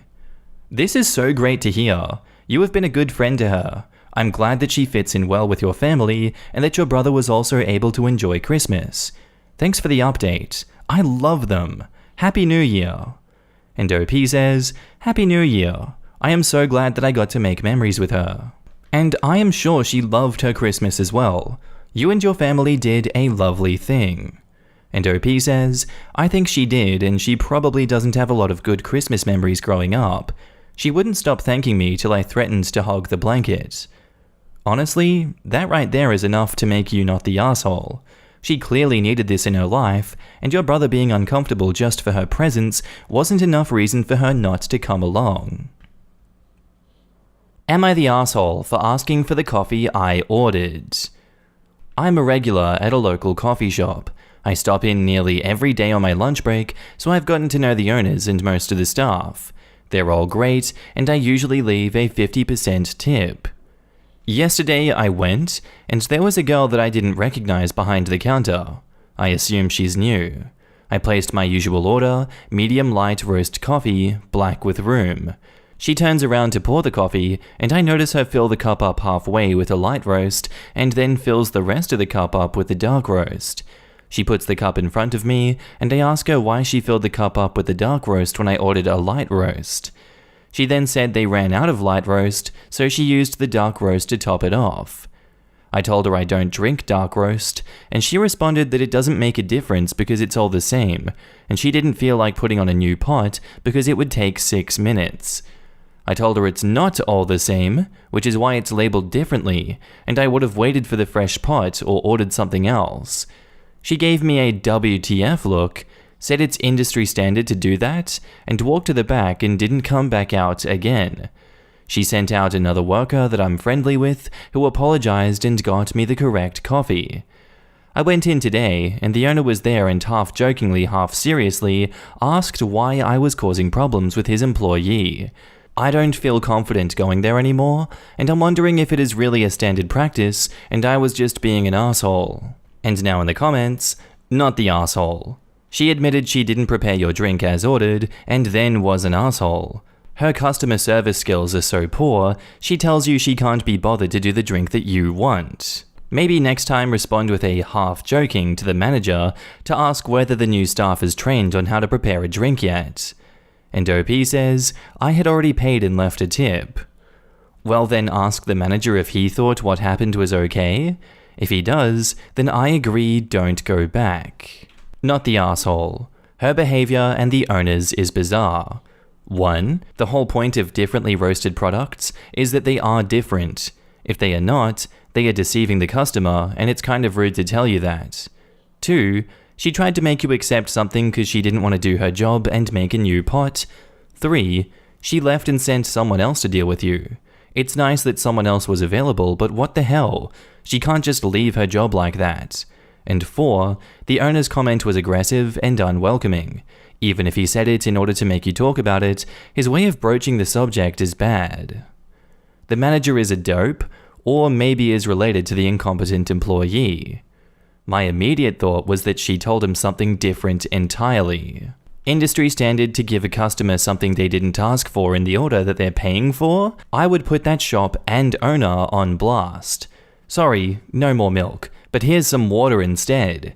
Sorry, no more sugar, but here's some sweet and low. Sorry, no more coffee, but here's a cup of hot water. I mean, if you came from a cruddy coffee shop or McDonald's, maybe it's standard practice because you're trying to hit certain times.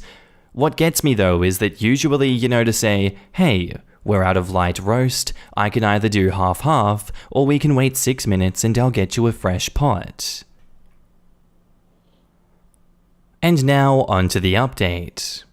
Wow, I was not expecting my last post to blow up like that, and I was definitely not expecting to get death threats and messages telling me to off myself over what I thought was a pretty innocuous coffee situation. So thanks for that. Just to say, I am not a mean middle-aged man that bullied a young girl. I am 24 female, and the barista looked to be around the same age. I was also a server and bartender from 16 until last year, so I definitely know how bad customers can be, and definitely don't agree with the customer is always right. And though it might be an overreaction, I said I wasn't comfortable going back to the coffee shop because I get a lot of anxiety when it comes to confrontation. Especially with older men like the coffee shop owner, and I just avoid those situations because I find them intimidating. From his point of view, he went in yesterday, and the second barista told him that there had been an incident. He said she told him because she knew I was a regular. When he asked the original barista about it, she said that I ordered a dark roast coffee, but then blew up at her when she gave it to me, claiming I ordered light roast. He said he found this odd because he knows I always order the same thing. I told him what actually happened, that she mixed both roasts because she didn't want to make more. He confirmed this is absolutely not their policy, and they should be making fresh coffee throughout the day and ensuring there's a backup. He also said they get their beans from local roasters, and the roasts are not the same. He said the barista has been with them for a while. She usually only works on weekends, which is why I didn't recognize her, and should know this already. He apologized for the mix-up and stated he would ensure all staff are up to date with the policy. I apologized for the misunderstanding and if I came across as standoffish. I think the reason his joke didn't come across well was because, like I said, I get anxiety about confrontation, so I was already on edge when I went in the second time. Anyways, all is well. I'm writing this update while drinking my delicious cup of light roast. I know this is a low-stakes situation involving coffee, and I didn't mean for it to blow up like it did. I'd appreciate if people stop sending me death threats. And now in the comments, love this update. So glad to hear that it wasn't their policy, and that he will speak to all staff to ensure they follow best practices. Congrats on your light roast win. Anyone making death threats, especially over someone getting justifiably upset that they aren't getting the product they paid for, should get an unequivocal ban, period. If I ordered a chocolate milkshake and they tried to pawn it off as a vanilla milkshake, I would be upset. Same kind of thing. You are the consumer. You are spending money to pay their salaries. It is not okay to be an arsehole to people working service jobs, but it's not unreasonable to expect good customer service. I've worked customer service about half of my 30 years as an employed human. You did nothing wrong. Glad you finally got the right coffee. Our next post is titled, Am I the asshole for not inviting my best friend on a girls' trip? I, 22 female, and my girls go on a girls' trip every December since we all have breaks from uni. We are a group of 6 girls and have been doing this since we were 18. We weren't able to go last year because of COVID. My best friend, 21 female, has a 14-month-old son. Since her son was born, we haven't had a day alone with her, which I guess is understandable because she is a new mom. We tried to include her in all the plans we had since having her child, but noticed that she would always ask if we could change what the plan was to accommodate her baby coming too. This meant that the plan was almost always a coffee shop. I genuinely didn't mind changing all of the plans to be more child-friendly, and just assumed that she couldn't get her man or parents to watch her baby for a while. I called her a few weeks ago to ask if she wanted to come to the club with us, and she asked if we could go to a coffee shop instead so she could bring her baby. I asked if there was no one who could watch her baby, as she lives with her husband who works from home, and her in-laws, to which she replied that she'll feel insane mum guilt if she goes to a club and leaves her baby at home. I said I understood, but that I really needed a night out, but we could do coffee the next day. She texted me the following day asking why I had such a big problem having her child around.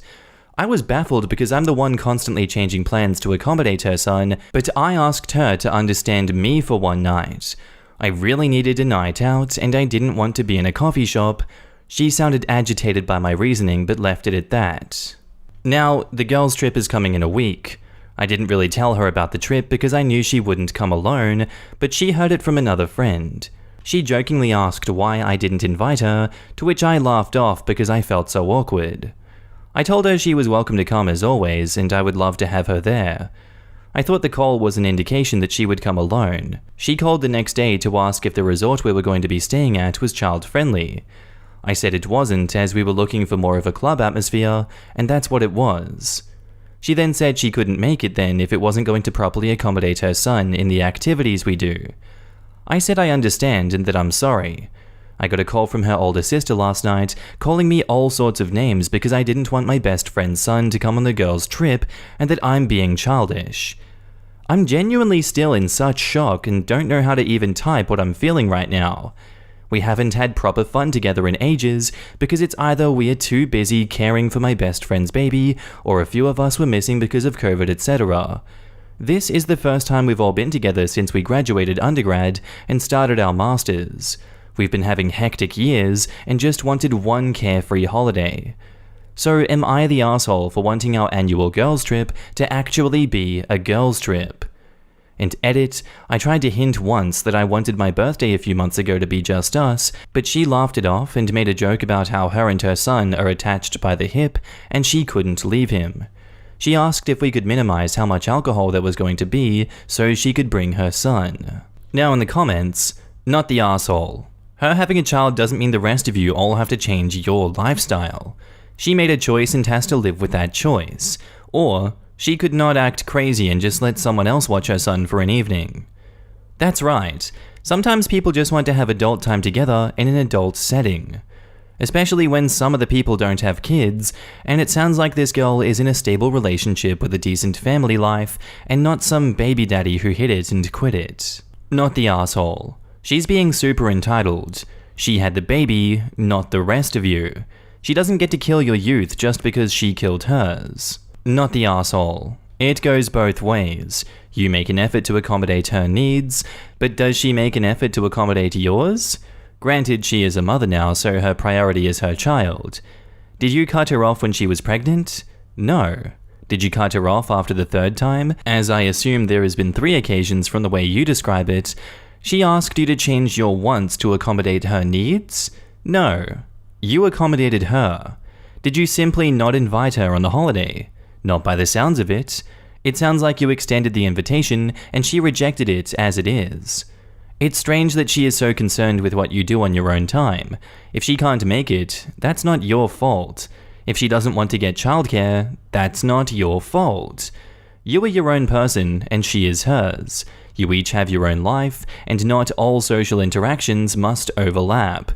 Why can't you go to the club without her, and then meet up with her in the future at a coffee shop also? I'm sure that you have been unable to attend certain social events because of personal circumstances. Does that mean every other person going to that event can no longer go? Of course not. A conscious and repeat effort has been made on your part. You haven't shown examples here of selfishness by any means. You get to have your own social life too in the way that you want to have it. And OP replies, it's been a lot more than 3 occasions. Also, she doesn't like it when us 5 go out together without her. I can understand how that must make her feel, but for her to ask us not to go clubbing and just go with her to a coffee shop instead every time rubs me the wrong way. I posted a picture of me on a date at a pub on Instagram, and she messaged me saying, "Have you become an alcoholic for a Tinder date?" Like, what does that even mean? Not the asshole. There is no reason to be awkward or uncomfortable. Friend, I know that little whatever is your life now, and he's a great kid and we all like him, but honestly, none of us are interested in having every single thing we do be child-friendly, and especially not an expensive trip to a tropical resort. We are all 21 and 22, we plan to sow some wild oats before we settle down to motherhood in 5 or 10 years, if ever. I hope we can continue to do things with you like coffee shops, but we will also continue to do bars and resorts too. And tell your older sister to watch her language. And OP says, feel free, literally copying this message and sending it to her. Perfect way to put it. And now onto the update. So for anyone who read my previous post and shared their advice, thank you, and here is an update. So we went on our girls trip and had the best week we had since before COVID started. We all kind of chose not to speak about the issue with our friend and just have a good time and sort out the issue when we got back home. The day after we got back, I texted my best friend and asked if we could come over and see her and her son, and also to deliver the gifts that we had gotten them during the trip. She read the message and hadn't replied for 3 days. I called her husband just to ask if she was okay, and he said she was, and he doesn't know why she wasn't responding to me. Anyway, I decided not to double text as I didn't want to nag her. She texted back after 3 days with an essay-like response, explaining how disappointed she felt that I thought that she would give up days of motherhood just to drink and, quote, be a skank. Good to know what she thinks of us then, lol. She ended the message by saying she and her husband are trying for another baby, and she doesn't have the mental capacity to deal with our crap. After which, she left all the group chats and blocked us all on every social media platform. So that's that, I guess. Best friends since year 4, and this is how our friendship has ended. Still baffled, to be honest, but maybe it was for the best. Hoping I'll see the good in this one day. Thank you so much for everyone that responded, and Happy New Year, lovelies. And now in the comments, most people grow apart from their childhood friends, and sometimes it happens very abruptly. She made the decision to have a child at a very young age. That is a life-changing thing, and it makes sense that she is giving up a lot of things that people experience in their 20s. The problem is that she expected her entire group of friends to give up those same things to accommodate her, and reacted coldly when you all continued to live your lives the same way that most people do in their early 20s. It sounds like you guys made a lot of concessions for her over the past 2 years, and she can't appreciate that you were probably better off without her. My wife and I had our children early for our peer group. Only perhaps half of our close friends have had kids, and ours is nearing 4. We have worked to maintain our close friendships despite our lives now being very different from many of theirs. But it takes work, not whining. Can I just say, your friend is nuts. I had a baby at 19, and I did lose a few newer uni friends in the process, mostly drifting apart. My oldest friends loved her. My best friend since year 4 is her godmother, but I made sure right from the start that I had at least a 50-50 split. For each time we did something child-friendly, we would do something just for us. I chose to have a baby, they were students with no interest in kids. Now my friends, even the ones who don't like kids, are cool with my kid and willingly interact. My kid learned that 1, she doesn't get to be involved in everything I do, 2, everyone is allowed some time to themselves, and 3, everyone is allowed to develop their own friends and relationships. Honestly, it doesn't sound like a healthy relationship if she can't be away from her kid for a few hours. She's going to be one of these mothers harassing teachers because my baby needs me. I still deal with those mothers, the ones where the kid is 19 but can't email to ask a question about homework on their own. I have legit had a parent call me to complain that I didn't inform her of her daughter's progress. The daughter was 22. That is the road that your friend is going down. Sadly, there is nothing you can do, and there is no reason that you should have to give up your trip to accommodate her kid. Am I the asshole for refusing to fire my personal trainer per his wife's request? So I, 43 female, hired my trainer Alex, fake name, in mid-2018 through the gym. I asked for someone who understands chronic pain because I've had it for 20 years and need help managing it. Swimming did wonders until my body began to develop negative reactions to pool chemicals, which was why I switched to the gym. Long story short, Alex helped beyond expectation. He helped me improve so much. A few months ago, my doctor actually switched me to milder pain medication and lowered the doses too. So as a token of appreciation, I gave Alex an early Christmas card last week with a $50 gift card. The message was a simple, "Thank you for your help. Best wishes." Today I went for solo training and a woman approached me claiming to be Alex's wife. She accused me of getting friendly with Alex and demanded that I ask the gym to switch trainers. I refused and she got aggressive, so I got the staff involved and they removed her. Later, I told friends about the incident. They say I was disrespectful and should have honored her wishes, though I don't think Alex's wife's insecurity is my problem. I feel bad about possibly getting him into trouble at home. Am I the asshole? Edit to add, many of you mentioned the possibility of a stalker imposter, and now I'm getting the chills. Never even thought of that. I'll give the gym a call first because if it is a stalker imposter, then she might harass other people too. Since I don't have Alex's private number, I'll ask the gym to give him a heads up. Then I'll talk to him when I see him next. And now in the comments, not the asshole. You were in a place of business. You were using professional services and have done nothing inappropriate. Her issues are between her husband and herself at home.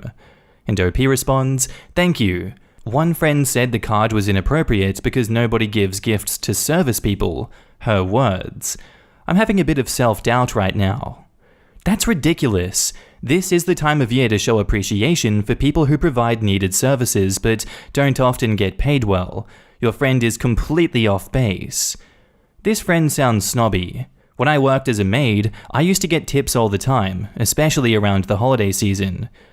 My mum and grandma used to go to the casino every Christmas Eve to gamble and have a nice dinner together, and my mum would tip the valet like $50 because it was Christmas Eve. Definitely not weird to either tip extra or show appreciation through gifts for service people. Not the asshole. So first up, I'd suggest there is a small but non-zero chance that was not his wife, which would make things even weirder. If it is his wife, then it sounds like their marriage is having issues. You were not the asshole, though it would definitely be worth discussing with Alex and letting him make the call. That's what I suspect too. This girl may not be his wife, but possibly a jealous psycho who thinks Alex is her man. How would she know about the card and who it was from? Because stalkers sometimes actively stalk their target and may have seen it handed to him. Not the asshole. And frankly, I'd tell your trainer about this weird woman going up to you and trying to get him fired.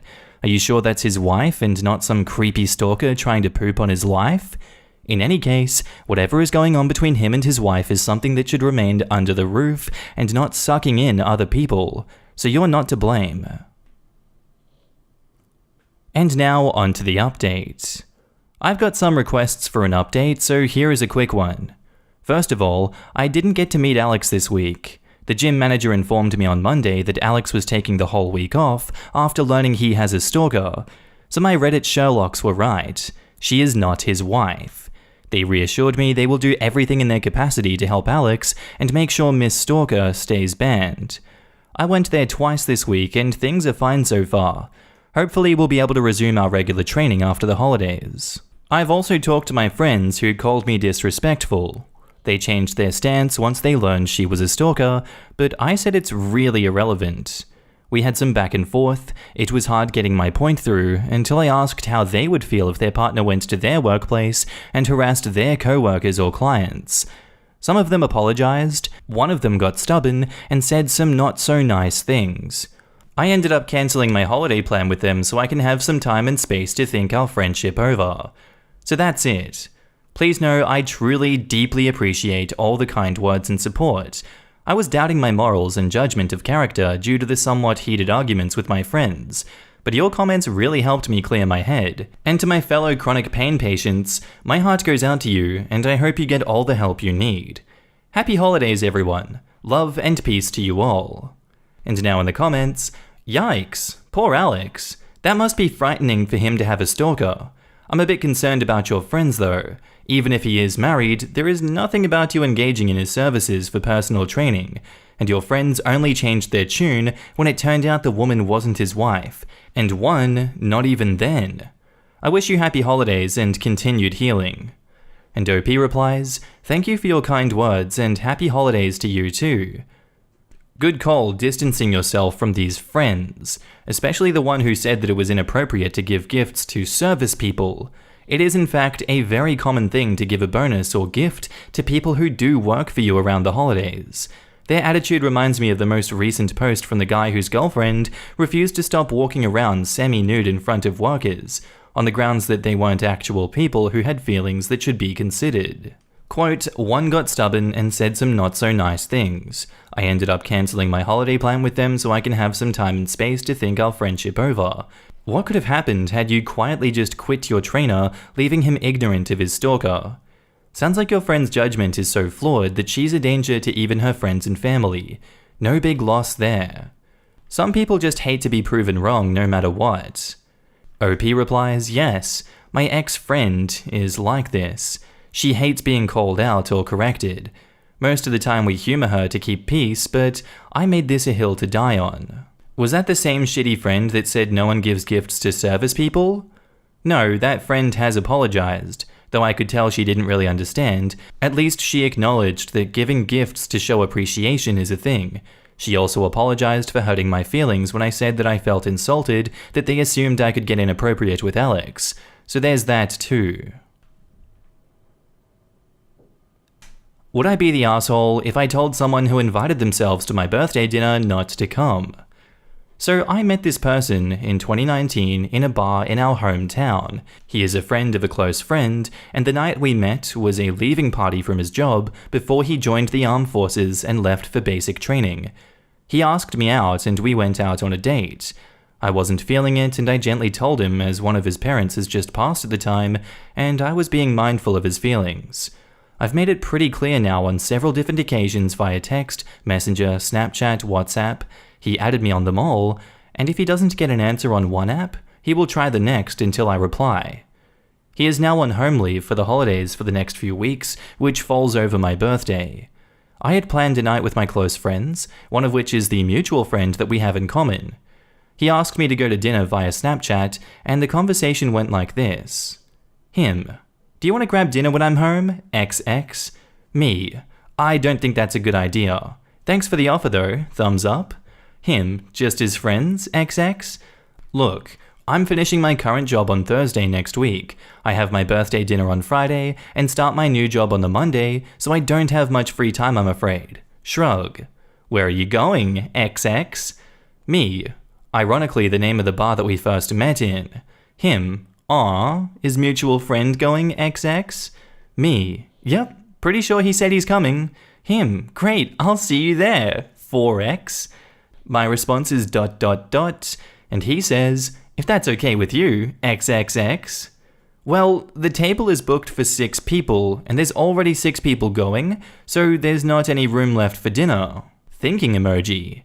Him. You'll be done by 8:30, so I'll be down then, XXX. I was pretty much stumped and completely missed the trap that I'd just walked into. I'm 100% sure he wouldn't see this as a friendly thing and would spend the night trying to flirt with me, which makes me really uncomfortable. I am not attracted to this person.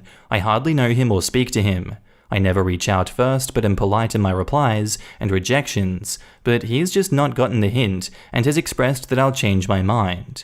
I know my own mind, and it's made up. He calls me pet names, which, from people I don't know, I absolutely abhor. It makes me want to crawl out of my skin and set it on fire. My question is, would I be the asshole if I told him not to come, or is it too late now, and I'll just have to risk him showing up and making me uncomfortable?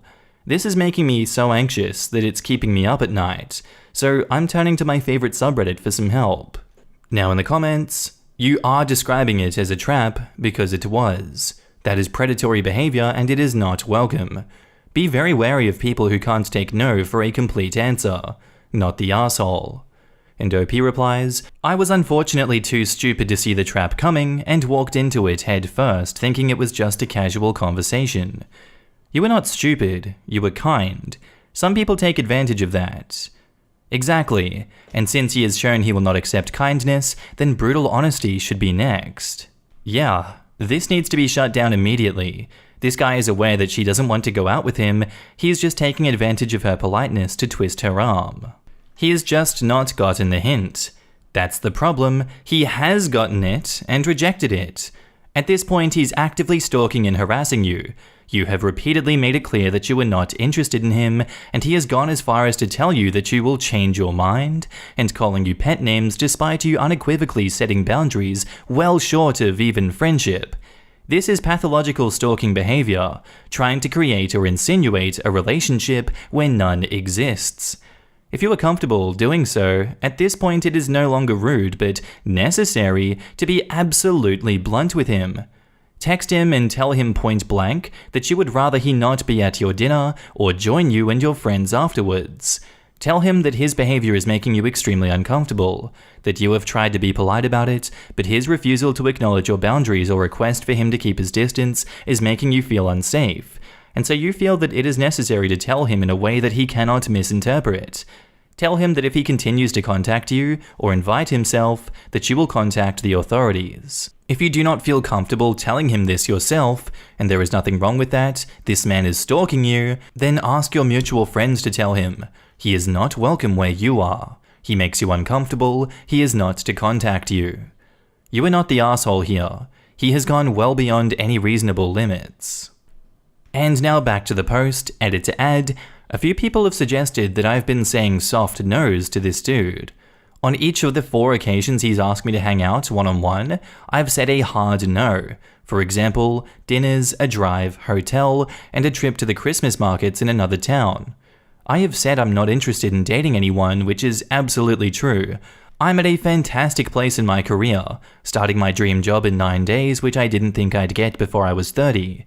I have a fabulous family, brilliant friends, and my pup who's like my doggy daughter. I absolutely have no interest in adding a man to my life. Since this happened, he has found my Tinder profile, which goes unused, sent me a screenshot of my profile picture with a comment of, "Nice profile," which I replied thanks. He then said, "Welcome sugar, XXX. I then called him out and told him it's insulting to call me a pet name and to just stop because he's been told several times not to do it. He was very offended and then asked how I was getting on with Tinder. I just don't want to cause any awkwardness with our mutual friend because he and I are very close.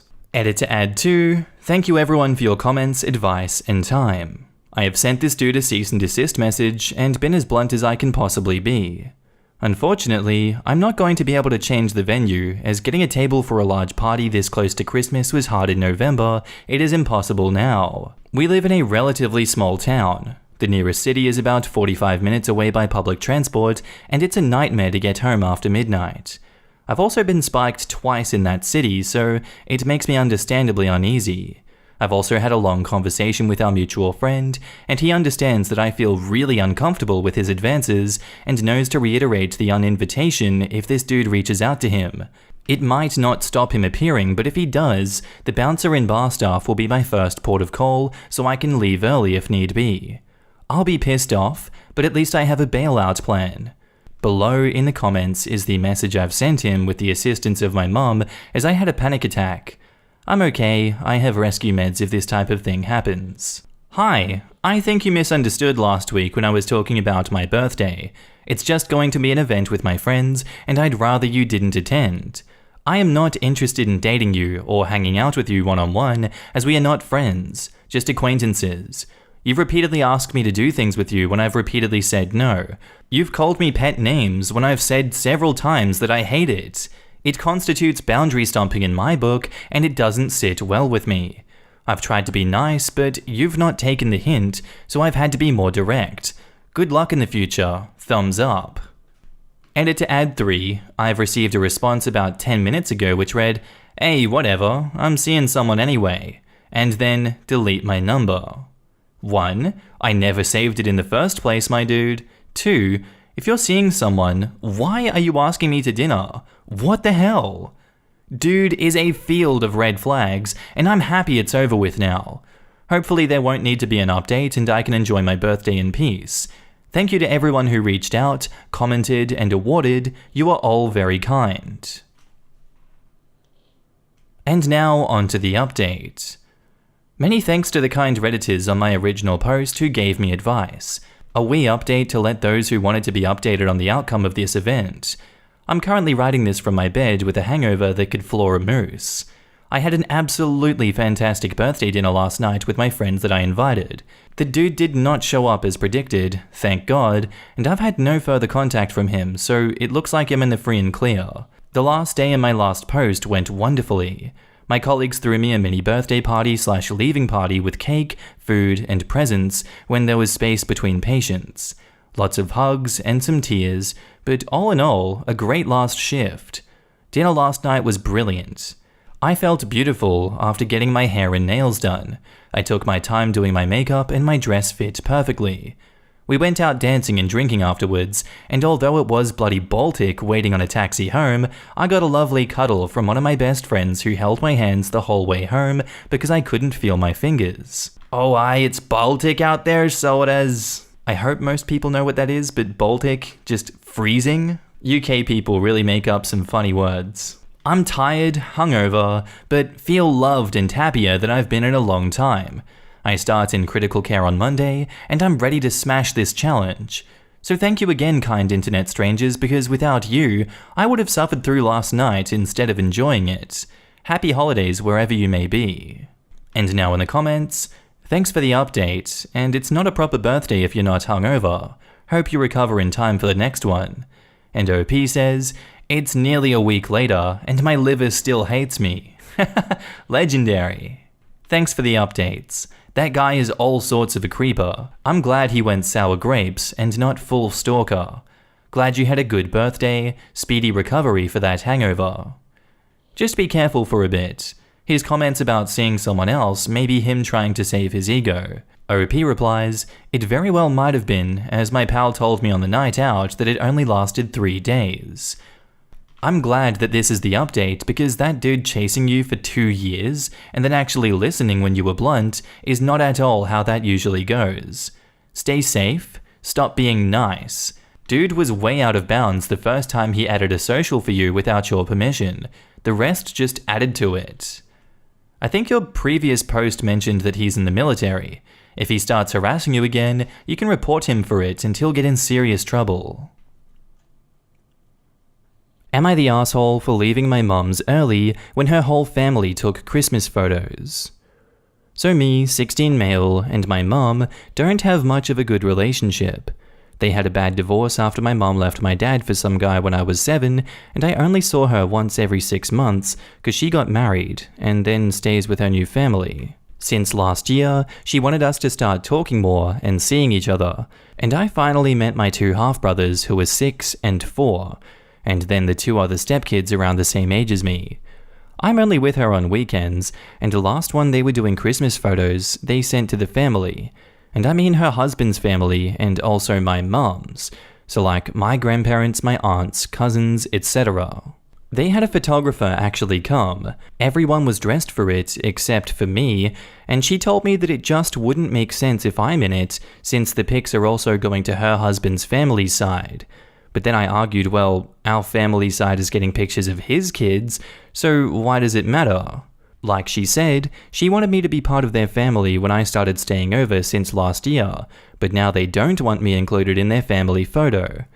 My mum told me that it's not a big deal, and I just went upstairs while they did their thing.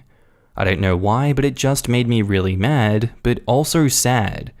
I didn't want to stay there on the weekend, so my dad came after sending him a text.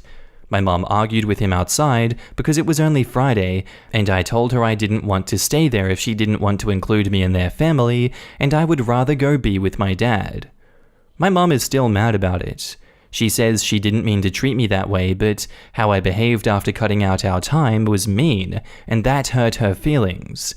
And she said that I'm the asshole for reacting that way, basically. For me, it still hurt. So maybe that's why I don't see if I was wrong or not cutting off our weekend short. Am I the asshole? Now in the comments, not the asshole. Your mother is a terrible parent. OP, you need to know. You 1000% did the absolutely right thing. You acted maturely and removed yourself from a toxic situation that caused you pain, and rightfully so. I don't know anyone who wouldn't be angry, hurt, and sad about that. Buddy, you were right to remove yourself from further hurt. There is absolutely not a good reason for your mother to exclude you from photos or anything else. Honestly, I think you need to contact your grandparents and aunts and uncles on your mum's side and tell them that you have tried your best to mend fences with her, even going over to stay weekends with her, but she made it abundantly clear that you were not viewed as her son or even family when she told you that you were not allowed to be in the family photos. Do what you need to do to remain emotionally healthy, but also make sure everyone knows what a crappy parent she has been and continues to be to you. Not the asshole. But your mum certainly is. I don't blame you if you never want to go back. She has made it pretty clear who she thinks of as her family. And OP says, the thing is, I didn't even want to start seeing her in the first place. She wanted me to, so I gave it a chance, and after all these months of going to see them now, suddenly she doesn't want me included. Please protect yourself. I'm an adult in my 30s, and this would absolutely crush me. Your dad sounds awesome. He is your true family. You two should have a fun Christmas photo shoot and send those out to family. I agree. It crushes me to even read about how this went down. She likes to call you family when it's convenient. Your mother doesn't get to choose when it's convenient to have a son. She either accepts you wholly into the family or not at all. You are not the asshole. And now onto the update. I'm still sad about what happened. I hate that I'm letting it bother me this much when my mum was the one in the wrong, just like you all said. It still stings. My dad hasn't stopped telling me that he's sorry for encouraging me to let her be part of my mind because maybe she changed. I know he feels bad, but it's not his fault. Anyways, I know that people were saying that I had the choice to not go there anymore, and yeah, that's true. Even before posting the original one, that's what I was thinking about too. She can't do anything because it's my choice, and she really wouldn't have anything if she wanted to take it to court. I mean, leaving me for all these years won't look good. I talked with my dad, then he and my mum talked too. My mum was really mad about it still. More when I told her that I'm done trying with her. But I'm still going to her place on the weekends, just not sleeping over. And I told her that I'm not doing that for her, so don't even try to act like a mum to me because she blew that. For now, I am only going so I can see my brothers. They are the only ones that I care about, and if she gives a damn about them, she should let it be like this, or they're the ones who won't get to have me around anymore. I said them because it's obvious she doesn't give a damn about me. This weekend, when I went, she said hi and let me in, but we didn't talk at all. And then I hung out with my brothers in their room until my dad came to pick me up later. It's awkward AF, but it's better like this. Don't gotta open myself up to trying with her anymore and getting my feelings hurt over and over. And now in the comments, I'm glad your father has your back. Some people had suggested that she didn't want you in the pictures because her in-laws or other people didn't know about you. Did you ever figure out her real reason for excluding you? Good luck. And OP replies, no, I really don't want to know. Don't have the energy to get my feelings hurt more for whatever reason she wanted to exclude me from it. OP, just remember, it's her, not you. She is the one missing out. I just want to hug you for about 5 minutes and then mother you for about 2 weeks and then grandmother you until you can't stand it anymore. You sound like a fantastic kid, and I'm really impressed you're thinking of your brothers. You don't deserve the way that your mum has treated you. You are headed for a fantastic future. Keep your head up and keep believing in yourself." And OP replies, "I probably wouldn't get tired of it, lol. Thank you. I've been sad, but this comment made me smile, and I appreciate that, so thanks. I feel stupid to give my mum a chance after what she did, especially after letting myself think that it's going to get better now, but hey, at least I got to know my brothers, and that was worth it. It's not your fault, nor your responsibility, that she took the one chance you gave her and pissed it. You seem very mature. My wife thinks you are probably more mature than I am, and our oldest is close to your age. Smiley face. She scheduled that photo shoot while she knew that you would be there and then excluded you. She could have scheduled it any other time. She has no consideration for you at all. Yeah, it's pretty gross what she did. A photo shoot must be scheduled in advance, so she scheduled it, didn't tell OP to dress properly for it, and then had it all while they were there and told them they couldn't be in it, and then gave them a reason that holds zero water. Oh, well, it's fine if my stepkids are in the photo that is sent to my family, but you can't be in the photo that gets sent to my new partner's family. This lady sucks, and OP is pretty great for even still going over there. I wish you were my neighbor so you could be in my Christmas photos. It's great that you still go to see your brothers, and your mum's actions remind me of the saying, "Too bad, so sad," because she is the one missing out on something. And OP replies, "Thank you. Yeah, I love my brothers and it's not their fault." Shrug. It's no point in letting her ruin something else. It speaks volumes about your character that you are able to have that outlook.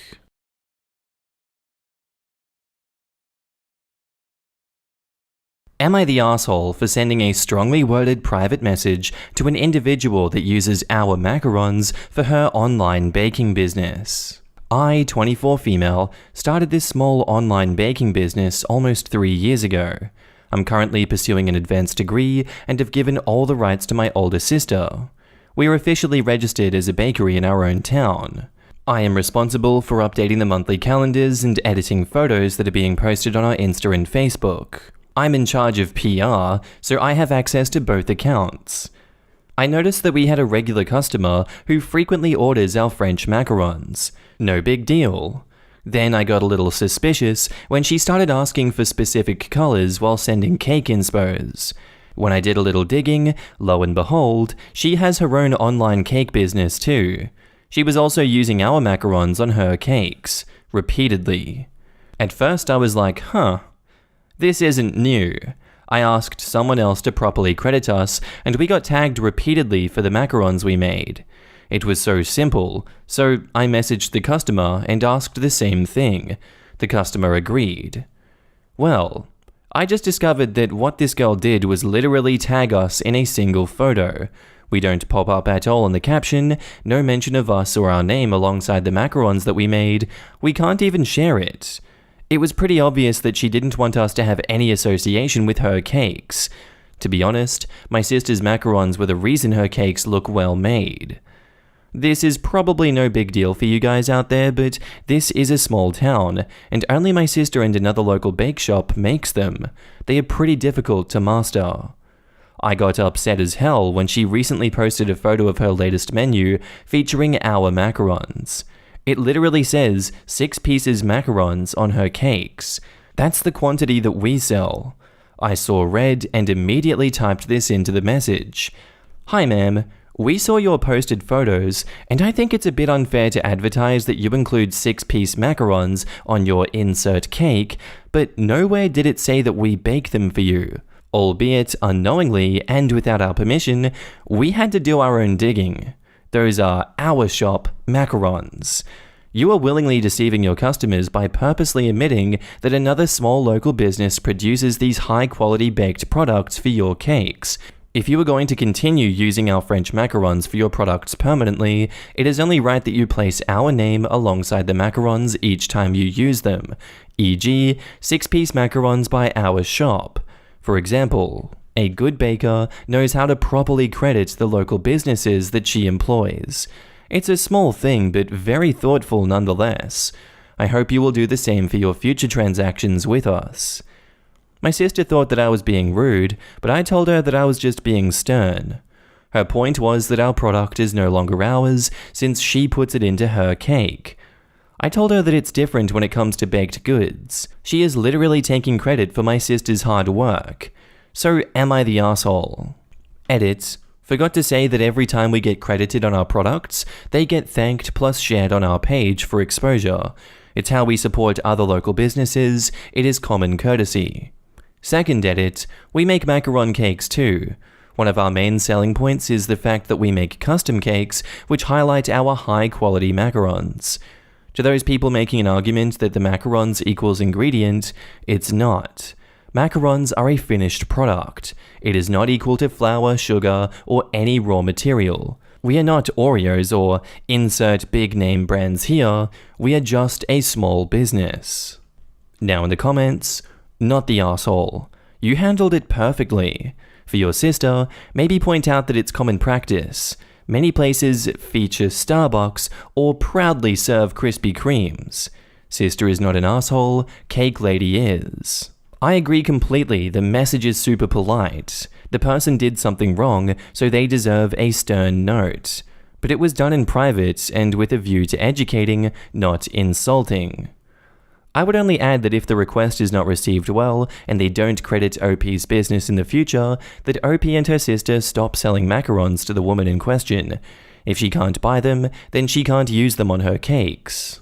Not the asshole. It would be one thing if you made and sold cake decorations specifically and she was a buyer, but you were both bakeries.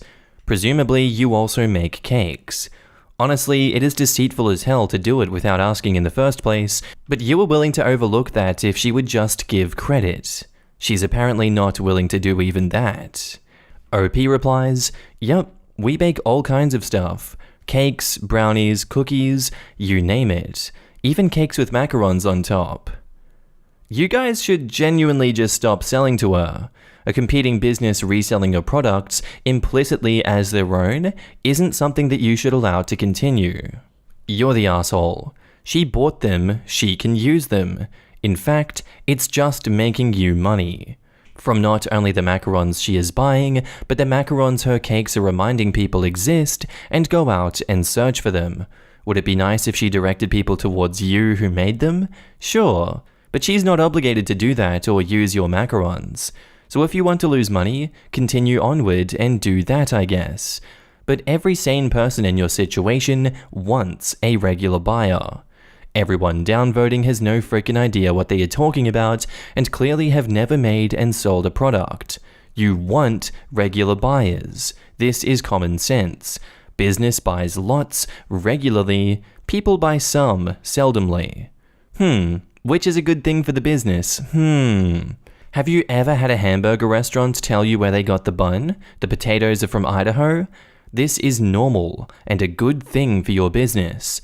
Would it be better if they said where? Sure, but they don't have to do that, and it is not normal at all. And now onto the update. Hi guys, it's been a few months since I last posted. I didn't expect that my original story would get some attention. I noticed that some were asking for an update, so this will be short and sweet, like my sister's macarons maybe. I just want to thank everyone for their honest opinions and suggestions. I let my sister read the entire thread as well. She realized how shitty it was that her hard work was getting passed off as the baker's efforts, especially when it took her 2 to 3 years to master the macarons. To this day, her macarons are one of her best sellers. Plus, she's the only known macaron baker in the city, so she's fully aware of the true value of her hard work. My sister and I actually considered some of your ideas and opinions on the matter, but thankfully, the baker I mentioned before resolved things herself. She apologized to my sister for not mentioning our business.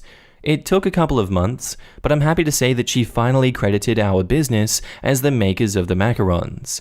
She even pinned the post on her business page where it clearly states that the macarons on her cakes were made by us/our brand.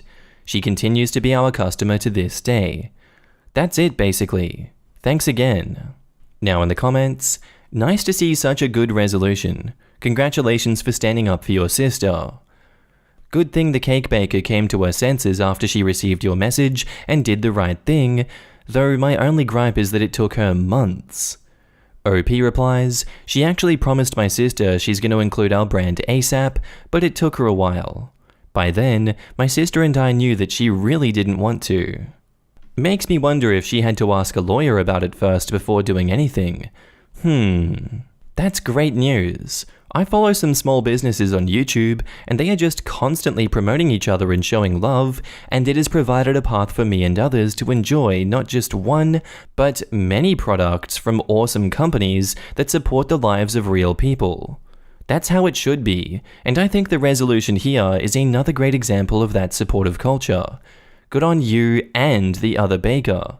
We are stronger together. Unexposed is titled, Am I the asshole for what I said to my dad who cheated on my mum? I used to be really close to my dad, but then he cheated on my mum when I was 13. Well, that's when she found out, and got his mistress pregnant and left my mum and married her. My mum still made me go over and see them because apparently he still loved me. So now my dad and I have a weird relationship where I can't cut him off because he's my dad, but I don't like his wife. She tries to have a relationship with me and wants my approval, but have some respect and just leave me alone, okay? And I don't really want anything to do with the kid, but I'm still nice because it's not his fault his parents suck. I am 26 and have a boyfriend, and my dad wanted to meet him and talk to him. I joked, but not really a joke, and was like, haha, are you gonna be one of those dads who threatens their daughter's boyfriends? Are you gonna tell him not to cheat on me? Are you even allowed to say that? Or is that not a threat because you support cheating? My dad started crying, which was new for me because, I kid you not, my dad is one of these retired army, football, steak, hunting, no crying kind of men.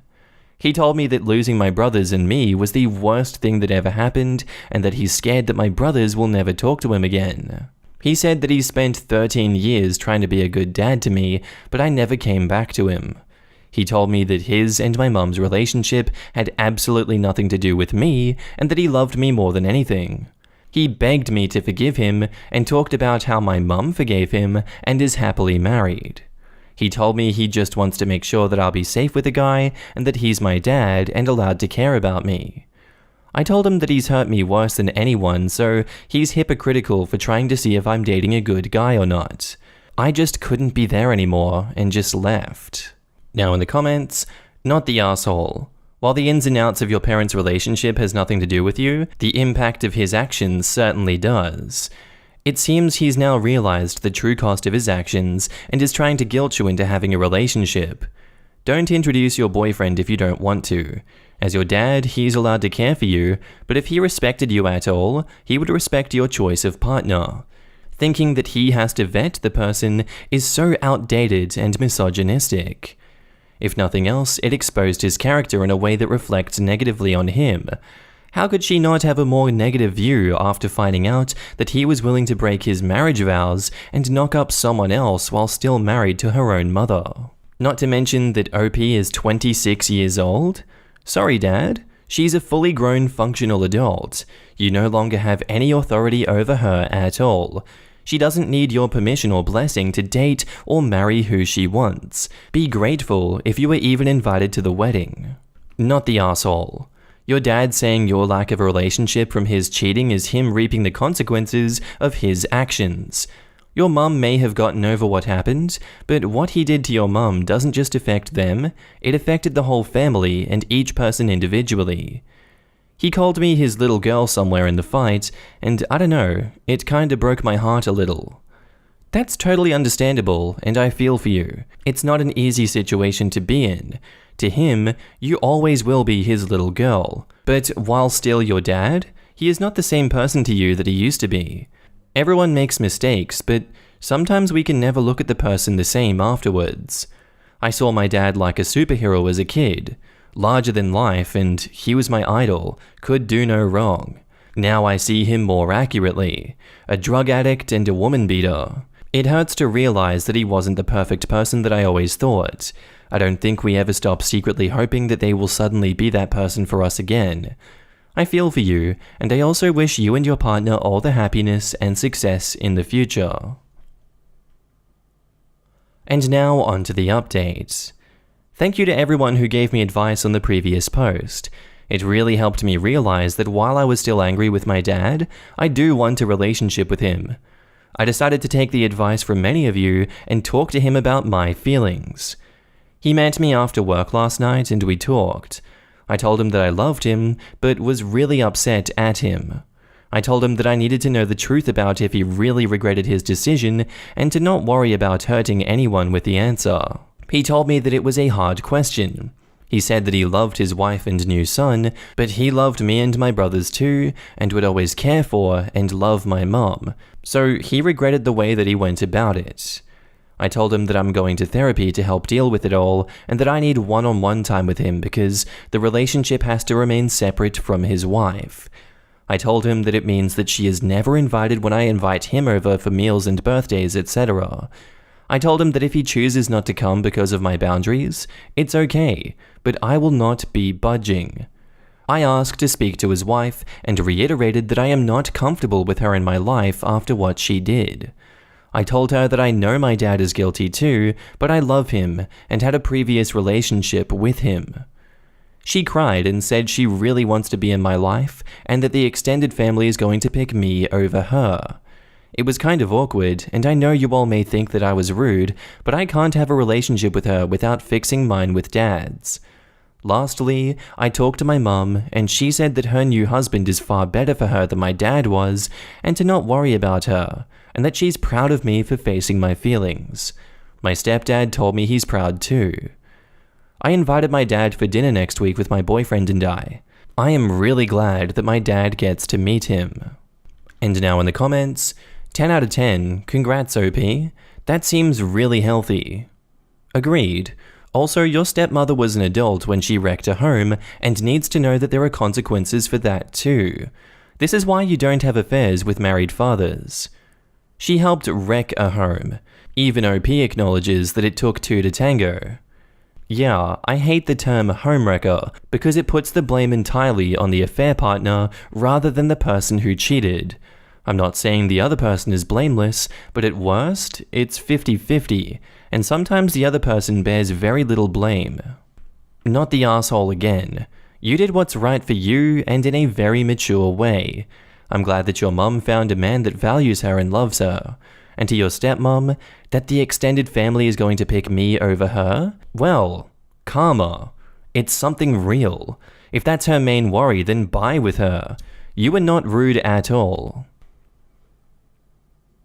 Am I the asshole for allowing my wife to wear expensive jewelry to dinner and subsequently embarrassing my brother-in-law? For starters, I absolutely adore my wife. She's my rock and has been an infallible beacon of light for me this year.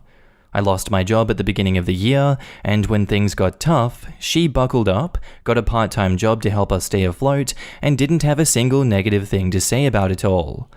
I finally got back on my feet again and wanted to do something nice for my wife once things settled down. She's a classic girly girl and loves to dress up, go out, etc. We really cut back this year, so when our finances felt stable, I wanted to splurge on something special for her. I bought her a diamond necklace, nothing too extravagant. We just got out of financial straits. I am not turning around and blowing money that I don't have. It's a single solitaire diamond that, in my opinion, was classy and elegant, but something that she could wear on the daily. Cue to Thanksgiving dinner, and my wife wears the necklace to dinner. Her sister-in-law, her brother's wife, I'll call her Mary, notices the necklace and compliments my wife on it. My wife happily tells her how it was a surprise, and Mary agrees that it was a super sweet sentiment, compliments me on my choice, and overall, the family thought that it was a nice gift, especially knowing that we went through hard times. A few days after dinner, I received a text message from the brother-in-law calling me an asshole for using Thanksgiving dinner to show off and make it all about me. He said that I shouldn't have let my wife wear such flashy jewelry to dinner and upstage everyone else, and that it was super selfish and conceited of us. I was stunned, to be honest, because the necklace discussion only lasted several minutes, maybe 5 to 10, and the rest of the family only had nice things to say about it. They seemed genuinely happy for me and my wife. I'm starting to feel like an asshole because it's true that the family isn't incredibly well off, and something like my wife's necklace could be seen as something very luxurious.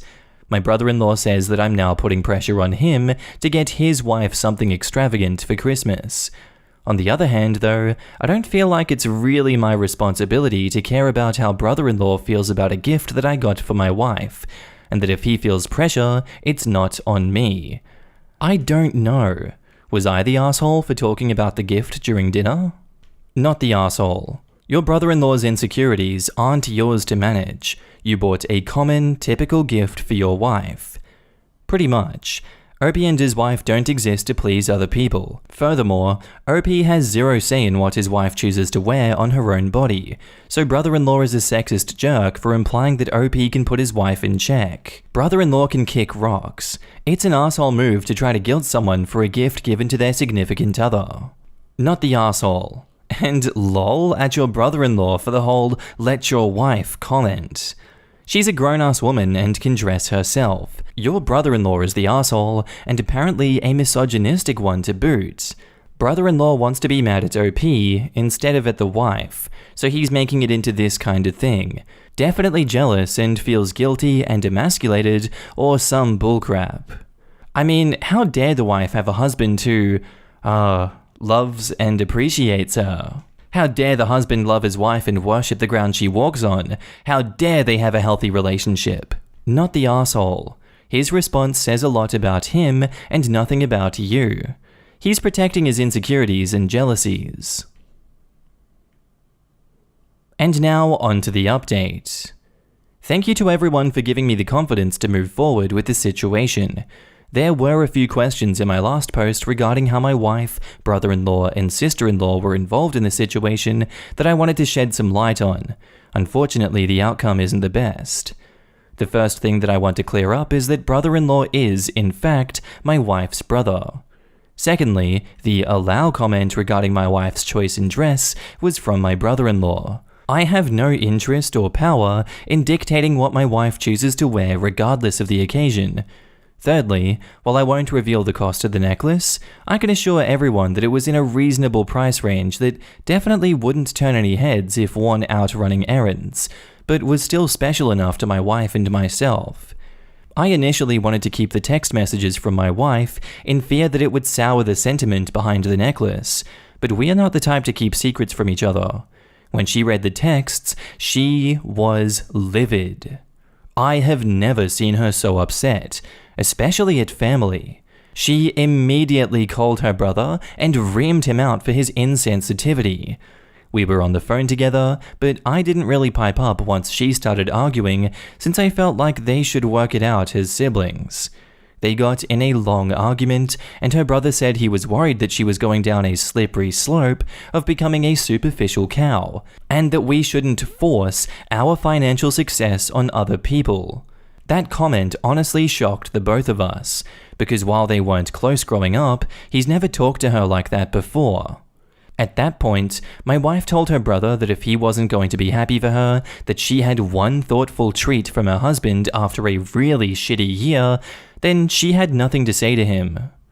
A few hours later, my wife did get a text from sister-in-law. Apparently, she also heard the conversation and was mortified. She at least reassured us that she was happy for our success after working so hard, and that she would try to talk some sense into her husband, brother-in-law. Regardless, my wife and I decided to spend Christmas without brother-in-law and his wife. We'll be doing it separately on Christmas Eve with her parents. At this point, there is just too much tension, and I didn't want to risk brother-in-law ruining Christmas because I wouldn't put it past him to find the gifts we get her family too luxurious and pitching a fit in response. Her parents are staying out of the situation for the time being, but are okay with us meeting separately, and I respect their decision. And this might make me the asshole, but I'm going to take some advice from a few commenters and get my wife a nice matching bracelet for Christmas. And edit, I didn't include this before because my brother-in-law didn't concretely admit to anything, but my wife speculates that her brother's behavior is due to a competitive nature. She said that he's always loved winning, even as a child.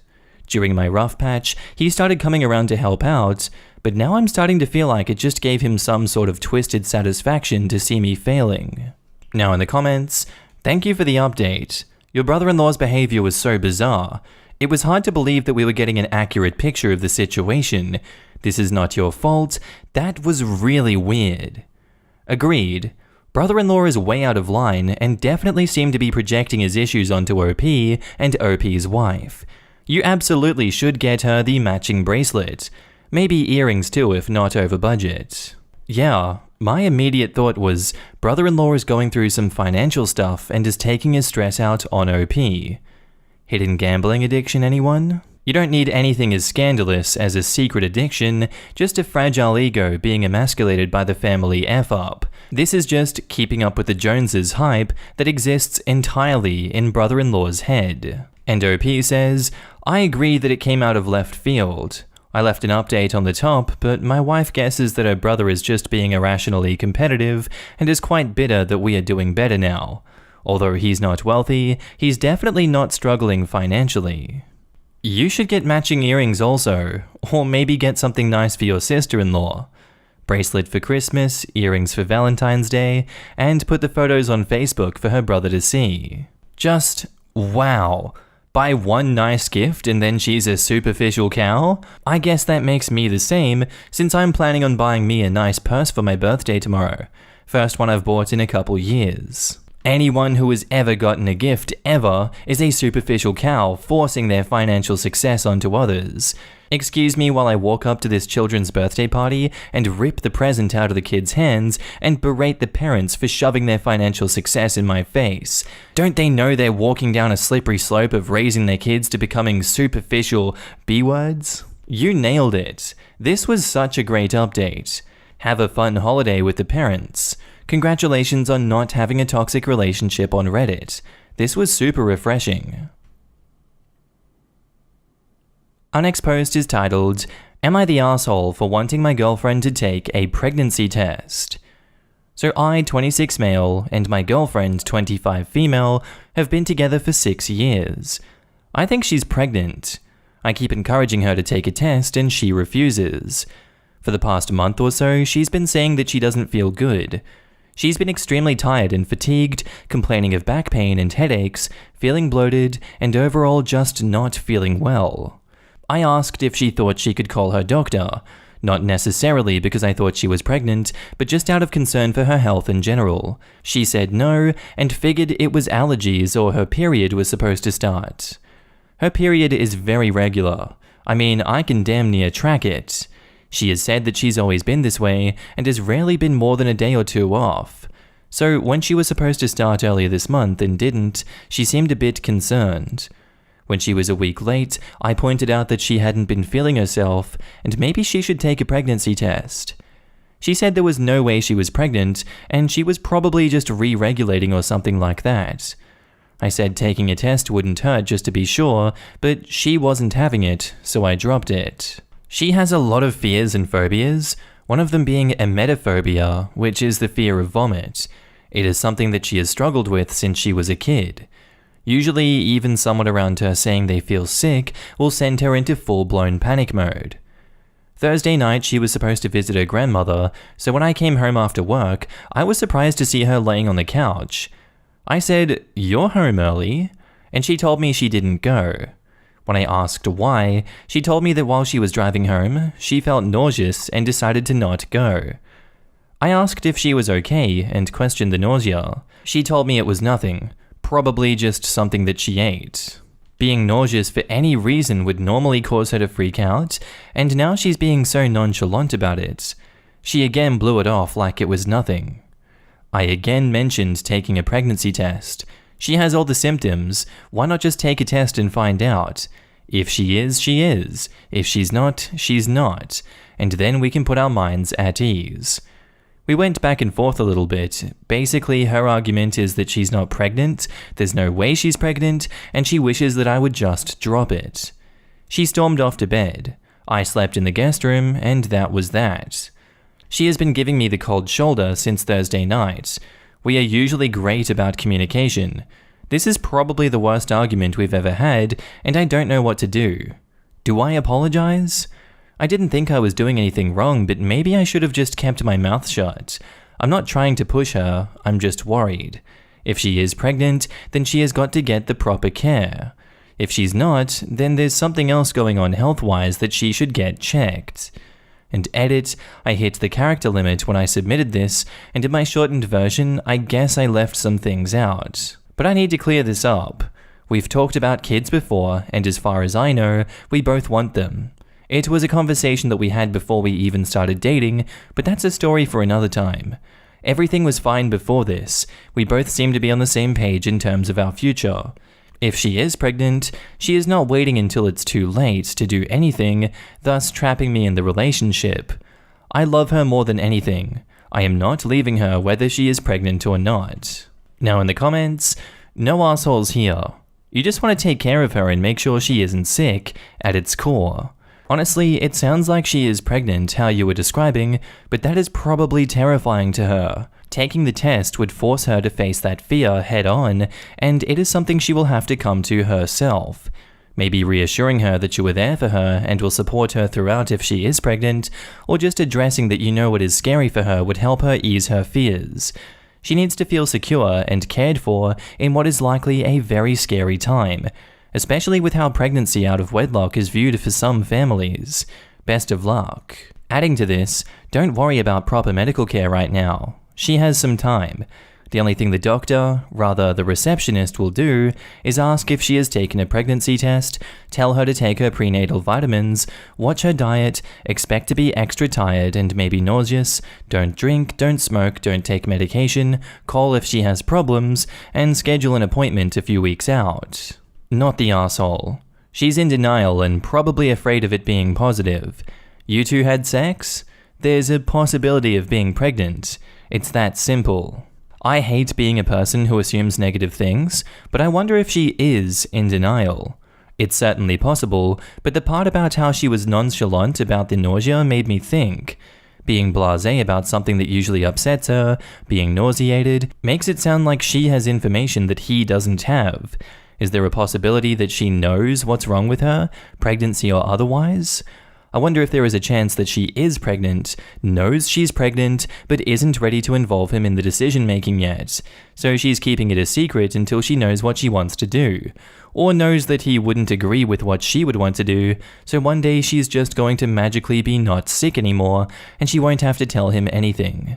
It sounds like there are people here who are in serious denial about being pregnant, so maybe that's more of a possibility than I'm giving it credit for being, and I hope that's the case. And OP replies, I have gotten a couple of comments and messages from people suspicious of my girlfriend. While I'd like to just ignore it, I can't help but be a little suspicious too because of this. She's rarely nauseous, so when she is, it's a big deal. She has a panic attack. For her to act like it was nothing is so unlike her, and my questioning of it is what seemed to upset her most. Hopefully she's just scared and in denial or something along those lines. And now on to the update. Thank you for the comments, upvotes, and awards on the original post. I appreciate everyone's concern, and especially those who checked in after. Sorry for leaving everybody hanging. To answer everyone's question, yes, she is pregnant, and yes, it is mine. She's about 5 months along, and she and the baby are both doing great. After my original post, I was considering some things that people had said before. I thought it was best to drop it for the time being. We made up before getting into another big fight where we stopped speaking for a couple days. One night I came home from work to find her crying. She finally opened up and we were able to talk. As expected, she was scared and in denial. While marriage and kids were things that we both agreed that we wanted, she wasn't in any hurry, so neither was I. However, we know 10 people who got married, engaged, or had kids within the past year. I think she was feeling some kind of pressure, and we discussed being less careful about birth control. I don't think either of us expected it to happen so fast, and admittedly we could have thought it through a bit more. Once faced with the possibility of being pregnant, she admitted that she didn't feel ready, but she was also concerned that if she wasn't pregnant, what was wrong with her, seeing that she definitely wasn't herself. She just didn't want to face either possibility, especially since at the time, her dad was going through a cancer scare, We had a long talk about all of the what-ifs, her concerns, and her options, and it put her at ease enough to call her doctor, who was very accommodating. We weren't surprised to find out that she was pregnant, but we were a little surprised to find out that she was not nearly as far along as we expected. The doctor determined that the symptoms she was experiencing that had us convinced that she was pregnant were actually due to stress and not taking care of herself properly. Unfortunately, the past few months have been really hard emotionally because of some family issues, but otherwise she feels good and is doing really well. We are nervous but excited, looking forward to the end of April. And now in the comments, congratulations! Before I figured out that I was a week late on my period, I was feeling so awful that one night I started bawling to my husband, "I have cancer! I know it! I'm dying!" Those hormones are no joke. It's going to be awesome. Enjoy the ride. I had a friend who had tried to conceive a few years with her husband before just giving up and deciding to remain childless. One night, lying in bed, she felt this weird twinge in her stomach, felt around and found a lump. She freaked out, gets her husband to feel around on it, and she's convinced it's a tumor, worrying about dying. She calls the doctor in the morning, explaining about the lump she's found and how she's worried. She was 5.5 months pregnant. The baby at that point was about the size of a bell pepper, or a tumor. Congratulations, and my sympathy to your girlfriend for dealing with emetophobia during pregnancy. That crap is no joke. I have emetophobia that used to dominate every aspect of my life, and it took a good 5-ish years of cognitive behavioral therapy to unwind it. If she's not in CBT, I highly recommend it. My life is so much better now that I don't spend each and every day worried about emetophobia-related stuff. And OP says, "Thank you. I appreciate the suggestion. She'll have to look into it. So far, she hasn't felt too bad, thankfully." Am I the asshole for telling my girlfriend that she is simply an asshole because of her behavior? So my girlfriend and I have been together for more than 1 year, but we rarely meet each other's friends because of our schedules and having really different types of friend groups. In this year, we decided that we should get to know each other's friends, so we started calling the others to house parties, gatherings, and things like that. I didn't really know her people, but they were really easy to get along with, chatty, and it was a pleasant, great experience overall, despite me having a really anxious personality, so she invited me to another house party taking place this weekend. I got really excited and was really fond of the idea, but despite them making a group chat, which they didn't put me in, I hadn't received any information through my girlfriend other than the fact that the party will be in another town. I asked my girlfriend to ask the kid, who throws the gathering, really simple questions, like how the sleeping would be in general, in regards of space, should we bring a mattress or a sleeping bag, etc., and rather than asking the questions normally, as I expected, out of the blue, she straight up blew up on me. She told me that her friends are not the types to think ahead, and I shouldn't be so stuck up. I should respect their manners, and I shouldn't ask these types of questions, and she won't ask them for me because of my incompatibility with her friend group. She heavily criticized my character. I got really angry, and I told her that me being curious and not knowing literally anything, wanting to know the bare minimum, isn't me being incompatible and a whiny cow. It's me wanting to be prepared for a whole ass night in another town with fairly unfamiliar faces and things in general. I added that because it's her good friend and I barely know the guy, I made small talk with him once, I thought she would be reasonable and tried to make things easier for me, and that her behavior is just straight up rude. She behaves like an asshole, and I don't even understand her in the first place because I always make sure to answer her questions and make the time pleasant for her when we spend time with my squad. She got really mad at me calling her an asshole and said that my reasoning is nonsense, as she previously told me that is just how her group is and she can't do anything about it, and I expect too much of her. Am I the asshole for not accepting her reasons and calling her an asshole? Now in the comments, not the asshole. Her explanation is garbage. You asked normal crap, and for her to react this way is really freaking weird. And OP responds, I know, right? I literally have no idea how me being curious offended her this much. In my opinion, since your girlfriend is being so stubborn, I'd just message the guy hosting the party and ask him. Sure, you don't really know the guy, but you're about to go spend a night partying at his house. I doubt he would blow up at you like your girlfriend did. And OP says, thanks for the advice. I'll definitely speak with someone about the party. I know that he's a kind guy, but I didn't want to ask him first, as I thought my girlfriend would be helpful. If she was acting like this, she wouldn't be my girlfriend for much longer. There's a good chance this is your girlfriend not liking how well you fit into her friend group and trying to sabotage it because she is insecure. I understand. I'd have done the same thing in your shoes too, but it is what it is. You either go to the party completely clueless, ask someone else, or back out and don't go. Her response is a complete overreaction. Not the asshole. Your girlfriend is though. You just wanted to know what was happening. I'd be the same. She could have just said, oh, friends don't really plan ahead for anything, and that's annoying, but what can you do? No need for her to snap. You don't know her friends very well, so how are you supposed to be compatible with them already? It's not snobby to want to know where you were sleeping at night. If you still want to ask the questions, just message the guy online. Find his Insta or something. It'll get back to her, and she'll be mad, but who cares? I hate anything spontaneous, so I wouldn't be going to anything where I didn't know the plan.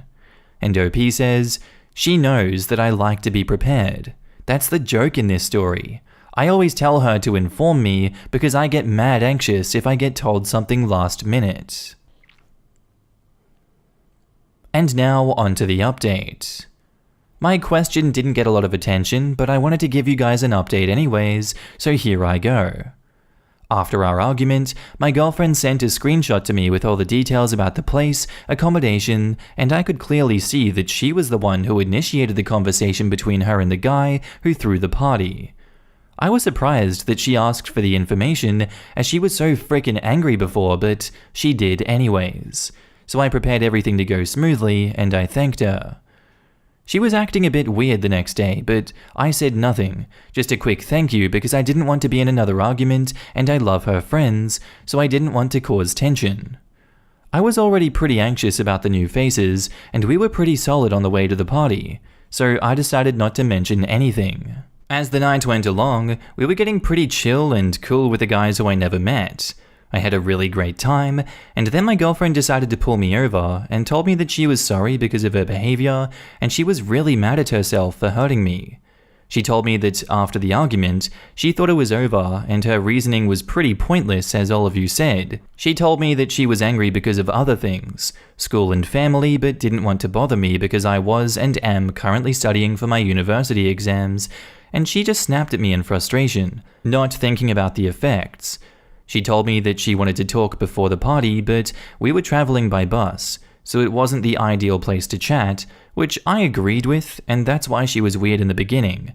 She asked me to forgive her, and she said that she will handle these situations better and will talk about her problems, as she was clearly in a wrong headspace that day, which I had no idea about. I feel like I'm pretty happy with the endgame. Now in the comments, I'm glad she had the self-awareness to realize that she was being the asshole and had the guts to apologize to you first. In my opinion, this is someone worth your time, considering the many who would stick to their guns and not admit that they are wrong. I hope in the future she learns to lean on you a little more, so her emotions and frustrations don't reach such a boiling point. And OP replies, "Thank you. We will work on ourselves and on our relationship in the future." I'm really happy for you both, and it's lovely and healthy that she reflected and took some time to process and then changed her behavior and also acknowledged your experience. Best wishes for the future. We love happy ending updates. Good she worked it out by herself. Strifes like that happen in every relationship, but the way she dealt with it after the impact was okay. Our next post is titled, "Am I the asshole for telling my wife to get off her ass?" So me, 36 male, and my wife, 36 female, have always had similar life goals and been relatively on the same page in terms of what we both want for ourselves and each other over the 15 years that we've been together. We both have master's degrees in our respective fields and have worked very hard to buy a home, purchase a duplex to rent out, and build our lives. We have both been very frugal and conscientious about money. About a year ago, she lost her job due to downsizing in her company. She decided she wanted to be a homemaker after this happened and deal with our tenants and household affairs. We don't have any children, so really all she would have to do is clean the house, collect rent checks, and call the plumber or something if there is an issue either at the rental property or ours. We weren't necessarily struggling for money at this point, so if this is how she decides she wants to spend her time, I'll support her. The issue is that she doesn't do any of these things. Either she will spend the entire day watching television and browsing the internet, or go out shopping and spend exuberant amounts of money. I'm not exaggerating when it comes to how much she has been spending. A brand new fancy car, tons of expensive high-end clothes with brand names from Europe that I hadn't even heard of, a bunch of fancy gadgets, and whatever else. We weren't high-rolling it before, just living relatively comfortably, and all this spending has put a financial strain on things. On top of this, she isn't doing any of the things that she said she wanted to do as a homemaker. I clean the entire house. I deal with issues at the rental. I searched for a new tenant. All of the things that we once shared responsibility for, and she said she would completely handle after losing her job, I have been taking care of. I have been concerned about this, as it's unlike her and a dramatic shift in her behavior. I tried asking if something is wrong, and she says everything is fine. I tried telling her I'm a bit concerned and suggested seeing a therapist and that we could even go in together, but she refused. 2 nights ago, I came home late after working for 12 hours and found that the house was an even bigger mess than when I left, and there was a huge pile of new clothes that she bought sitting in the living room that she spent $7,000 on. I saw a notification from the credit card company on my phone about 10 minutes before walking through the door. I broke down. I lost it. I told her I don't know what the F is happening or going on with her, but she needs to get off her ass to either get a job or pay for all of this, go to therapy, or stop spending so much and do what she promised after she decided not to go back to work. This is after a year of me trying to talk to her about whatever the hell is going on, and I just reached a breaking point. She left to go to her mother's, and my mother-in-law has been texting me non-stop, calling me a bad husband and a piece of garbage, and my wife hasn't been returning my calls. I know I don't chime in much on these ones, but dear God, I don't know how this guy managed to go a full year dealing with this. This is ridiculous. Like, if the $7,000 this one time was the issue, that's bad, but that's $7,000 after a year of exorbitant spending. I want to believe that there is something else going on with this wife, and it's a good idea that he wants to get her to go to therapy, but I don't see a good resolution to this one. I'm pretty pessimistic about this situation. I'm gonna go not the asshole for this one. I don't see it being his fault, and I don't see how he could be an asshole for his actions in this story. He's been so patient and so understanding. I'd say perhaps too patient and understanding. Now in the comments, not the asshole, but you should cancel your credit cards. Run a regular credit check in case she tries to open new ones. She is draining your money and dumping all the work on you. You also need to talk to a financial advisor and make her listen to what the advisor has to say. Not the asshole. This is a downward spiral. She needs help. $7,000 on clothes? For what? That's madness. She needs to get some serious therapy and get back to work. She absolutely also told her mother and your mother a different story than what is actually going on. You need to speak to them and tell them what has been going on, and perhaps it might be conscientious of you to separate your finances from hers. Not the asshole. You are understandably at your breaking point. It does sound like there is something going on. I think you should continue to suggest counseling, as she clearly needs it and is in denial about it. Spending $7,000 on clothes when only one of you is employed is ridiculous. She has to see that she is bleeding you dry and is hurting the both of your future plans. And OP says, I just want my wife back, as her personality has shifted a bit as well. Our plans to buy another rental are out of the window for quite some time now. We had a lot saved, and we're planning to buy one once the housing market comes back down. I have a decent job, but I don't make enough to sustain this. Some people drink, others take drugs, shop, gamble. Your wife is engaging in a self-destructive behavior. She needs professional help. Maybe she's not as happy as she thought she would be by being a homemaker. Maybe she doesn't know what to do with her life, like going back to work, because she's feeling depressed, but instead of using healthy tools to address the situation, she's using unhealthy tools to cope with it and is running away from facing the problem. She really needs to want the help, otherwise nothing will work out. I do know that if she refuses the help and keeps on her destructive behavior, it's time for you to leave and save yourself. And now on to the update. I just thought that I'd write a quick follow-up to my previous post. Things have improved. As many of you have suspected, my wife told her mother a completely different story than what happened. When I spoke to my mother-in-law, she was immediately concerned about my wife's behavior. My sister-in-law, who is no longer with us, struggled with manic depressive disorder for many years, and after a long period of spiraling and frightening behavior. My mother-in-law knows how devastating and serious mental illness can be, and immediately encouraged my wife to speak to a therapist.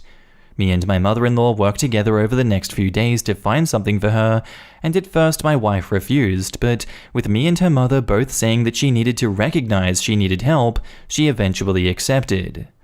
We had our first counseling session this week, and we went in together. Even though it may be hard to say since we both just started therapy, I think things seem promising.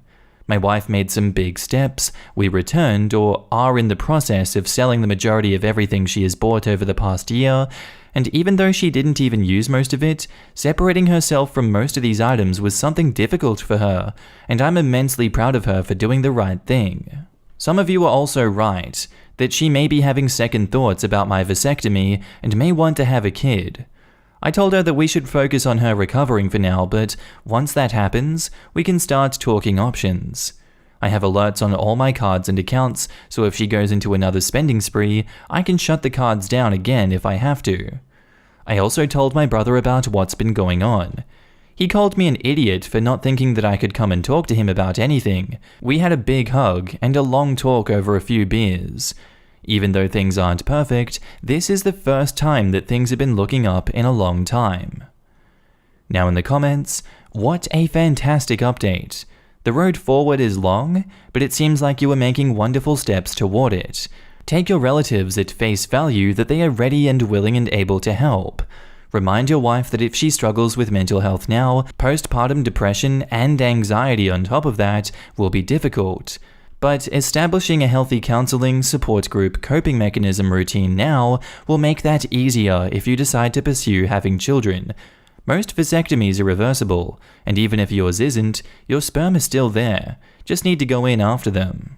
As someone who struggles with impulse spending a lot with my mental illnesses, but I'm in therapy and working on managing it, this is a lovely update. I'm the same.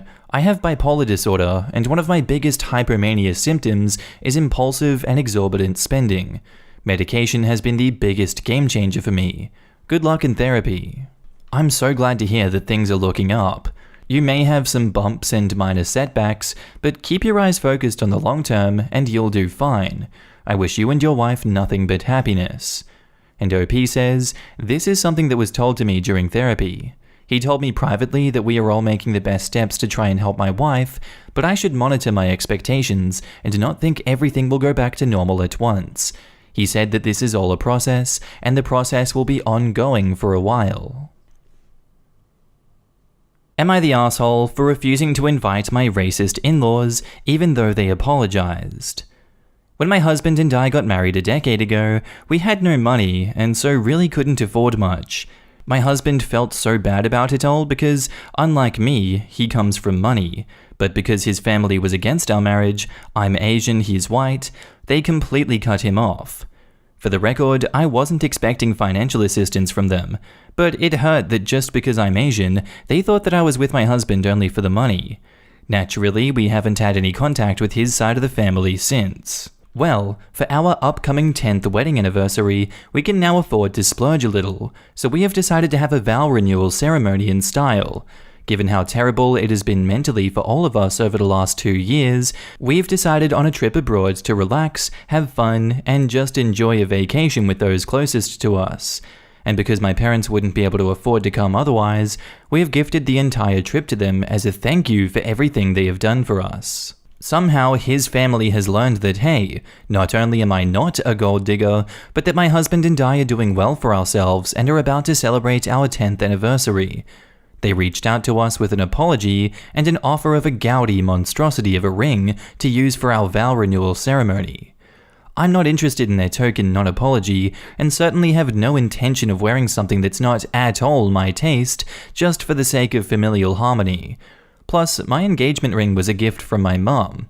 It was my grandmother's engagement ring that my mum also wore, so it has incredible sentimental value. My husband was behind me 100% until he learned from his sister that his grandmother was dying and that she wished to mend things with him. I reluctantly agreed to visit, but made sure that we came to an agreement on a few things beforehand, including how his family aren't invited to our vow renewal and I'm not wearing their ring. Unfortunately, she passed before we could visit, and his family have been hounding and guilt-tripping both of us ever since, trying to get us to invite them to our ceremony. I refused, but my husband is wavering. He kept saying that they apologized. They haven't really, and that we could educate them. When he wouldn't let it go, I basically told him that since he's not Asian, he has no right to accept an apology and extend forgiveness for racism perpetuated against an Asian, and that it's not my responsibility to educate racists on why racism is wrong. And honestly, my parents shouldn't have to deal with racists on what should be a vacation. He said he understood and apologized to me, but he's been distant. I don't want to go ahead with our trip when things are so awkward between us, but everyone has already committed financially and we can't afford to refund them at all. And I'm now wondering if I'm an arsehole for not trying harder with his family. Now in the comments, not the arsehole. It's pretty extreme to go from no contact for 10 years to let's all go on a vacation together. I think it's very reasonable to do the trip as planned with your parents, and if your husband is wanting to reconnect with his family, maybe start with a lunch, not a vacation. And OP says, that's a good idea, thanks. Yes, and schedule the lunch after the vacation. That way you know they aren't playing nice just for the free holiday. 100% this. It sounds like they are jealous and want a free vacation too, or only did it because Graham asked them to. See how much contact they want after OP's vow renewal. Given that they are from money, I don't think it is the free vacation they are after. It's things that money can't buy, like a relationship with their son, but they threw that away. Their circumstances may have changed. There is a lot of overlap between people who are racist and people who make remarkably poor life choices. Also, I wonder how much of the money was actually grandma's. Not the arsehole. They never sat down and reflected on their racist judgment of you. They never learned anything about themselves and their preconceptions. They just waited too long to keep insisting that they were right. Their change of tune is a reaction to your external circumstances, not their internal growth. And OP replies, and honestly, they haven't grown. Their apology didn't contain a single word of actual apology to me, just to my husband. This sounds like my in-laws, and your husband like mine. It's a bit of delusion mixed in with selfishness at wanting his family back amid wearing rose-tinted glasses again. They want him, not you, and you may want to remind him if you two are a team, or is this a divide and conquer set of rules now? You were completely correct to point out they haven't apologized, and as such, they are not people you wish to be around. Heck, even with a decent apology, you would not be obliged to spend time with them. I'm really sorry you are having to go through this. Make sure you have your own support, not the arsehole. And now on to the update. Per your suggestions, I told my husband that our vow renewal is not the place for us and his family to have a reunion, given this is to be a celebration of the past 10 years of our marriage, something his family had no part in and were vehemently against. If they wish to apologize and start over, we could meet for lunch or coffee after our trip.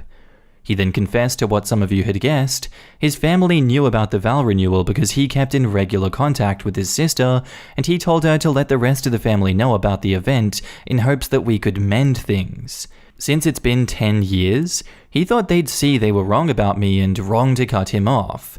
It was why he kept pressuring me to forgive them despite their lack of an apology or any show of change, because he hoped that if we all just met, things would work itself out and he would be welcomed back into the fold. The guilt over going behind my back and sadness over what happened was why he had been so withdrawn. I was furious and hurt that he had lied to me for a decade. It was a lie of omission, but a lie all the same, and while I understood clinging on to the hope that his racist family would one day see the light, I couldn't understand why he never once asked for an apology from his sister, or if she was even sorry for the terrible things she had said to me. I needed some time, so I moved back in with my parents. While I was gone, his parents and his sister came for a visit. Unfortunately, the reunion wasn't what he had hoped for. They were completely unrepentant, and their renewed racist vitriol against me was worse. He also learned why they were so adamant about attending our vow renewal when they were still clearly against our marriage. As many of you thought, they just wanted a free vacation. As for the gaudy monstrosity of a ring, it was to be alone for just the duration of the ceremony. He was furious and he kicked them all out, and this time he went full no contact. He profusely apologized for lying and begged me to forgive him for his stupidity. We are seeking marriage counseling, and though we still have a long way to go, we are definitely on the same page, especially with respect to his family. We have also decided to turn our trip into just a vacation. All of the guests understand and are looking forward to decompressing on a warm sandy beach. Oh, and his grandmother's will was an interesting read. My husband ended up inheriting a part of her estate. And the best of all, she left the gaudy monstrosity of a ring to me. I'm not sure what to do with the thing. My friends are divided on whether I should offer to sell it to mother-in-law or keep it and horrify them with the reality that their piece of history is being owned by an Asian. My husband doesn't care either way, and I look forward to your suggestions. Thank you all so much for your help. Now in the comments, I used to work in end-of-life care and saw a lot of elderly people on their deathbeds realize the hatred they held on to wasn't worth it, far too late, and not exactly deserving of forgiveness, but perhaps that's what she had in mind in leaving you the ring. Aside from that though, I am a petty person, and I agree with everyone who says to keep and wear it very obviously in photos. I have no doubt Grandma gave the ring as a peace offering. She knew what she was doing. OP, you should turn it into something new, the way Grandma tried to turn over a new leaf. I'm glad to know that your husband finally realized how stupid he was and apologized for his behavior. He was right to go completely no contact with your in-laws. I am sorry that you had to endure so much, but wish you and your husband the very best. As for the ring, sell it and use the money to travel to a beautiful country that both you and your husband have always wanted to visit. Yeah, he was dumb for thinking that they would be forgiving even when they didn't actually apologize. I would go with hopeful rather than dumb. Hope can be a dangerous thing. Unexposed is titled, Am I the Arsehole for lying to stepmom that I didn't win a competition? My stepmom had a baby when she was 20. She gave away the baby for adoption. Her daughter, 20, reached out to her last year. Her daughter lived like 5 miles from our home, and she has been around a lot. Mum is overjoyed to see her. They have the same face, and people instantly know they are related. They share the same mannerisms and even the same interests. She is just like Mum. I am just a nerd. If I was in high school with my mum, I would be a weird Asian girl that she didn't talk to. I can clearly see how great their relationship is. Mum is nice and caring with me, but it's just different. She can't really have a conversation about my interests, and she has such an amazing relationship with her. Her daughter even has started to call her mum, and I don't know, I just can't compete with her. Like, she's the daughter she probably wanted and not someone like me. I took part in a competition in school. We won, but when she asked me about the competition, I lied and told her that I didn't win. She always makes a fuss when I won anything, and I was not prepared for her to ignore it this time. So I lied. She said it was okay and consoled me. I felt like a real asshole at that moment. I forgot that she talks to my friend's mum, and she found out through her that I had won it. She asked me about it, and I told her that I had won it, and she's upset about me lying to her. She didn't punish me or anything, but she was very upset and concerned for me. I kept brushing her questions aside, and she let it go, but I know she is still hurt by it. She doesn't talk about it, but I know she was really hurt by it. I feel like a huge asshole for lying. I shouldn't have lied. Now in the comments, no assholes here. Try talking to your stepmom about how you feel about her. I'm a stepmom and I love my kids so much, and if they wrote this, my heart would shatter.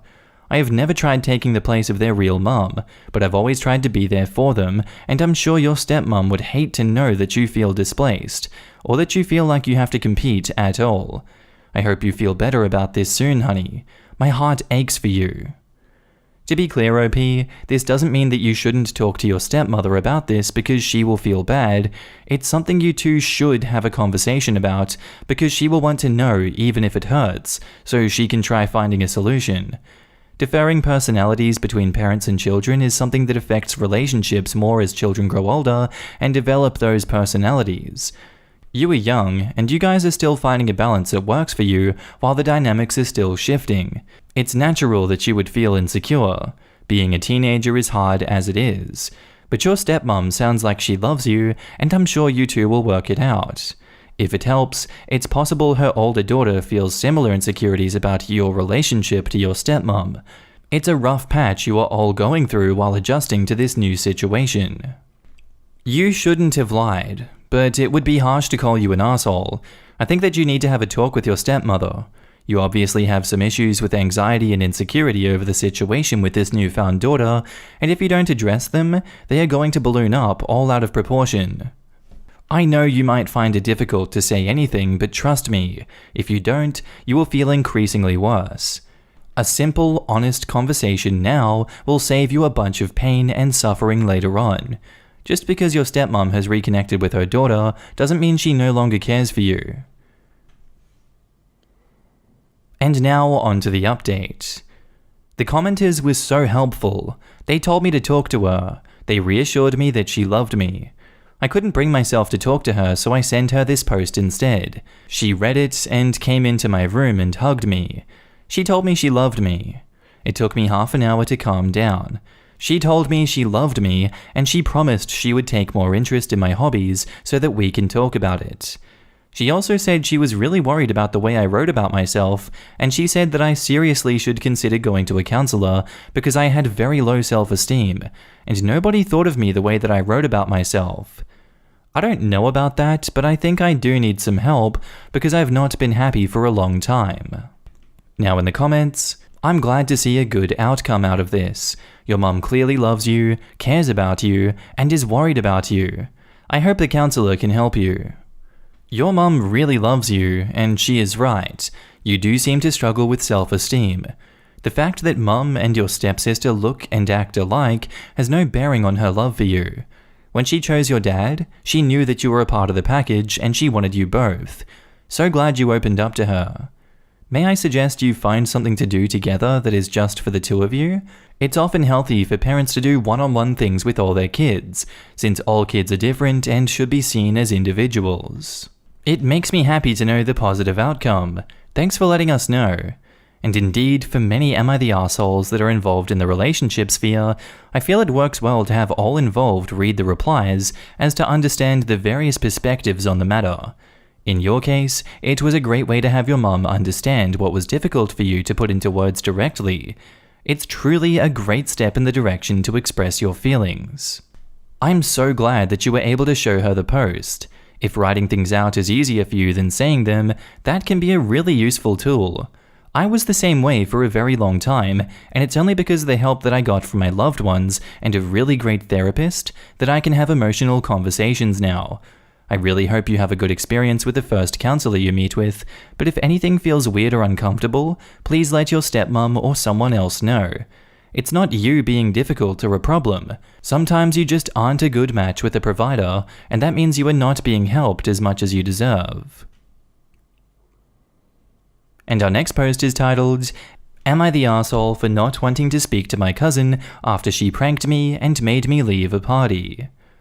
I, 21 female, have a cousin/BFF, 22 female. Recently, while I was at the club, I got a call from her basically in a state of panic. She had called me because her boyfriend had passed out after having a seizure and she didn't know what to do. Her boyfriend has some sort of heart condition, so I was freaking out. I couldn't hear that well because of the music, but I could hear her crying and having a panic attack. I told her to calm down and call 911 and then to call me back when they get there. I currently am living in another state 20 hours away, so there's not much I could do, but since she was freaking out, I left my friends and walked back to my apartment at 1 a.m, calling anyone that was near her to go check on her. On my way back, I got catcalled twice. Normally, I would never put myself in that situation, but I just couldn't stay at the party. I called her back, no answer. At this point, I'm freaking out. I get to my apartment and I call her, and her boyfriend picks up the phone and I was confused. I asked if he was okay and he said yeah, and then I asked for my cousin and he put her on, and when I asked her what happened, she told me it was just a dare/prank. When I tell you I broke out into tears, I was so mad that I told her off and hung up. She keeps texting and calling, but I don't respond. I am really upset with her. Something like that isn't a funny prank. So am I the asshole for not wanting to talk to her? Now in the comments, not the asshole. Pranks are supposed to be funny, not make you worry about those you care about. Yep, so funny to make a loved one think someone is dying. Hilarious. People are so stupid about pranks these days. And she was at personal risk walking home alone like that. I don't know why more comments aren't concerned with the walking home by herself at 1 a.m. thing. That's what jumped out to me the most. It's the sort of stupid thing that I did all the time when I was younger with an I can take care of myself mentality. In reality, it can be very dangerous. OP, I'm glad you got home safe. I hope you were able to patch things up with your cousin and that she genuinely apologizes for such a stupid, thoughtless prank. Not the asshole. This kind of crap is how some people ignore real emergency calls. There was a post where some stupid idiot pranked OP until he ignored her claim that she was in labor because she had lied about it while he was at work, making him leave the office. But she finally was in labor for real, and then she got all snitty that her lies created problems for her. She doesn't get to jerk you around emotionally, and you get to choose when you feel like talking to her, not her. Am I the asshole for pranking the other villagers into believing there was a wolf? Not the asshole. Pranks are not supposed to cause such worrisome reactions where someone's safety can be compromised. It reminds me of the time my friend's older brother played a prank on her when she was learning to drive. He hid in the back seat and jumped out at her when she was on the freeway. Poor thing crashed, and he went flying through the windshield because he wasn't wearing a seatbelt. I hope she learns her lesson because what she did was cruel and definitely not funny. And now on to the update. It's been about a month and a half since my last post, and a few things have happened. First, I want to thank everyone who commented. It really made me think about our relationship and the things that led up to that night. Since that happened, I have kept low contact like some of y'all suggested. It has put things into perspective. Now the update. After the initial incident, my cousin didn't message me for 3 weeks. At first, I thought she expected me to reach out first or something. She didn't message me until the Monday before Thanksgiving. We were both going to be in town. When she messaged me, the only thing she asked was if I was still mad, and I replied yes. In response, she messaged, "Alright, great talk." After reading this, I then responded back with a long message asking how she expected me to forgive her when she couldn't even message me to apologize sober. We got into a heated argument in which she said that although she is sorry and it was a bad joke that she did, it was still a joke. After that message, I stopped texting back. That made me even more mad that she couldn't be accountable for her actions. Come Thanksgiving Day, she comes over to my house without telling me and is chatting with my parents and I'm silent. After half an hour, she gets up to leave and my mum followed her. When my mum got back, she was upset with me because apparently she was going to spend Thanksgiving with me this year so she wouldn't be bored at her house. I told my mum that I didn't want to be near her, especially since we hadn't resolved our issues. My mum told me that I shouldn't hold a grudge against her anymore, but I can't. She broke my trust. We haven't spoken since. Now the adults in my family think that I'm the asshole. And now in the comments, still not the asshole. No matter what anyone in your family thinks. Your cousin owes you a sincere apology, not the qualified semi-apology that she delivered, and you are not obligated to accept anything else simply because someone else thinks that you should.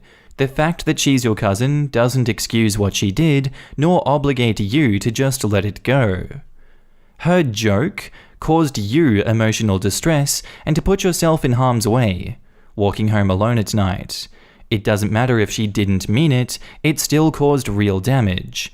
Not the asshole, and someone who can't take responsibility for the genuine harm they cause, even unintentionally, is not someone worth keeping in your life. Not just walking home alone at night after hanging out in a club and looking and acting both drunk and in hysterics. That could have ended in more than one disaster, and thank God it didn't. Harm you cause while drunk is still harm. If she were drunk driving and pulled a hit and run, would she still get off scot-free? No. Then why is this okay? It's not. And the fact that OP's mother isn't standing up for her own daughter is quite frankly despicable. No one is standing up for OP, and instead are making sure the cousin knows what she did was acceptable because she was drunk. Tell your family that that isn't a grudge. It's that you don't trust her not to do something like that again, especially since she has never even given you a sincere apology, and that her reaction to hurting you has shown you who she really is as a person, and it's someone you don't want in your life, and they can respect that, or they can be cut out of your life too. This here, if she didn't apologize, includes half-assing, she's not acknowledging she's learned anything. Her arrogance is pathetic. The inability to apologize sincerely is a huge weakness. Family should support you and set cousins straight on this behavior. Like, do any of them want to deal with that crap? I'd let it go in front of family, but use your internal radar to avoid this child. She's got plenty adulting to do. Hey mom, if my partner calls you panicked, saying I'm unconscious, would you laugh when you found out that it was a lie? Do not contact me if the answer is yes, or you would forgive them for being that screwed up. This right here. Please tell your parents what the joke was, including that you put yourself at risk of assault by walking alone back home in the dark so she could play a prank. Pranks are only fun if both parties laugh. Ask them if she had called them and told them that you had been in a traffic accident and were in the ICU and likely to die, and they raced to get to you, and she said, "Oh, it was just a joke, why are you upset?" Would they find it funny? Am I the asshole for kicking out my brother even though he saved my life? I was in a terrible marriage. I got married to a 21-year-old right out of high school. I didn't know how I was going to get out. I had no money, no career, and 2 young children to care for. My brother took me in. He paid for college, and his wife looked after my children when I worked my first job. I owe a lot to them. I have built a life for myself, and without their sacrifice, I would have been adrift in life, or worse. My elder daughter is trans. She came out 6 months ago. It has been a hard adjustment for all of us, but she's thriving. Her grades are better, she's a happy teenager right now, and my brother doesn't approve. He's been berating me for letting my child indulge in delusions. He gets upset when he sees her dressed in feminine clothes. She doesn't come out of her room when he visits. He isn't outright cruel, but it is obvious that he doesn't approve of her, and it is hurting her. She used to look up to him. I've tried to talk to him about it, but he doesn't listen to me. He's always been stubborn to a fault. I told him not to come to my house if he isn't going to treat her respectfully. He got upset and he's not talking to me. My mother is furious with me. She thinks I'm being ungrateful. He has done a lot for me. She thinks that I should have been firm, but I shouldn't have kicked him out of my house. I feel like I'm in a terrible position. I feel incredibly ungrateful for kicking out my brother who saved us. It would have taken me years more to get out of the marriage. I know that I am doing the right thing, but it feels all wrong and horrid to kick my brother out when he has done so much for us.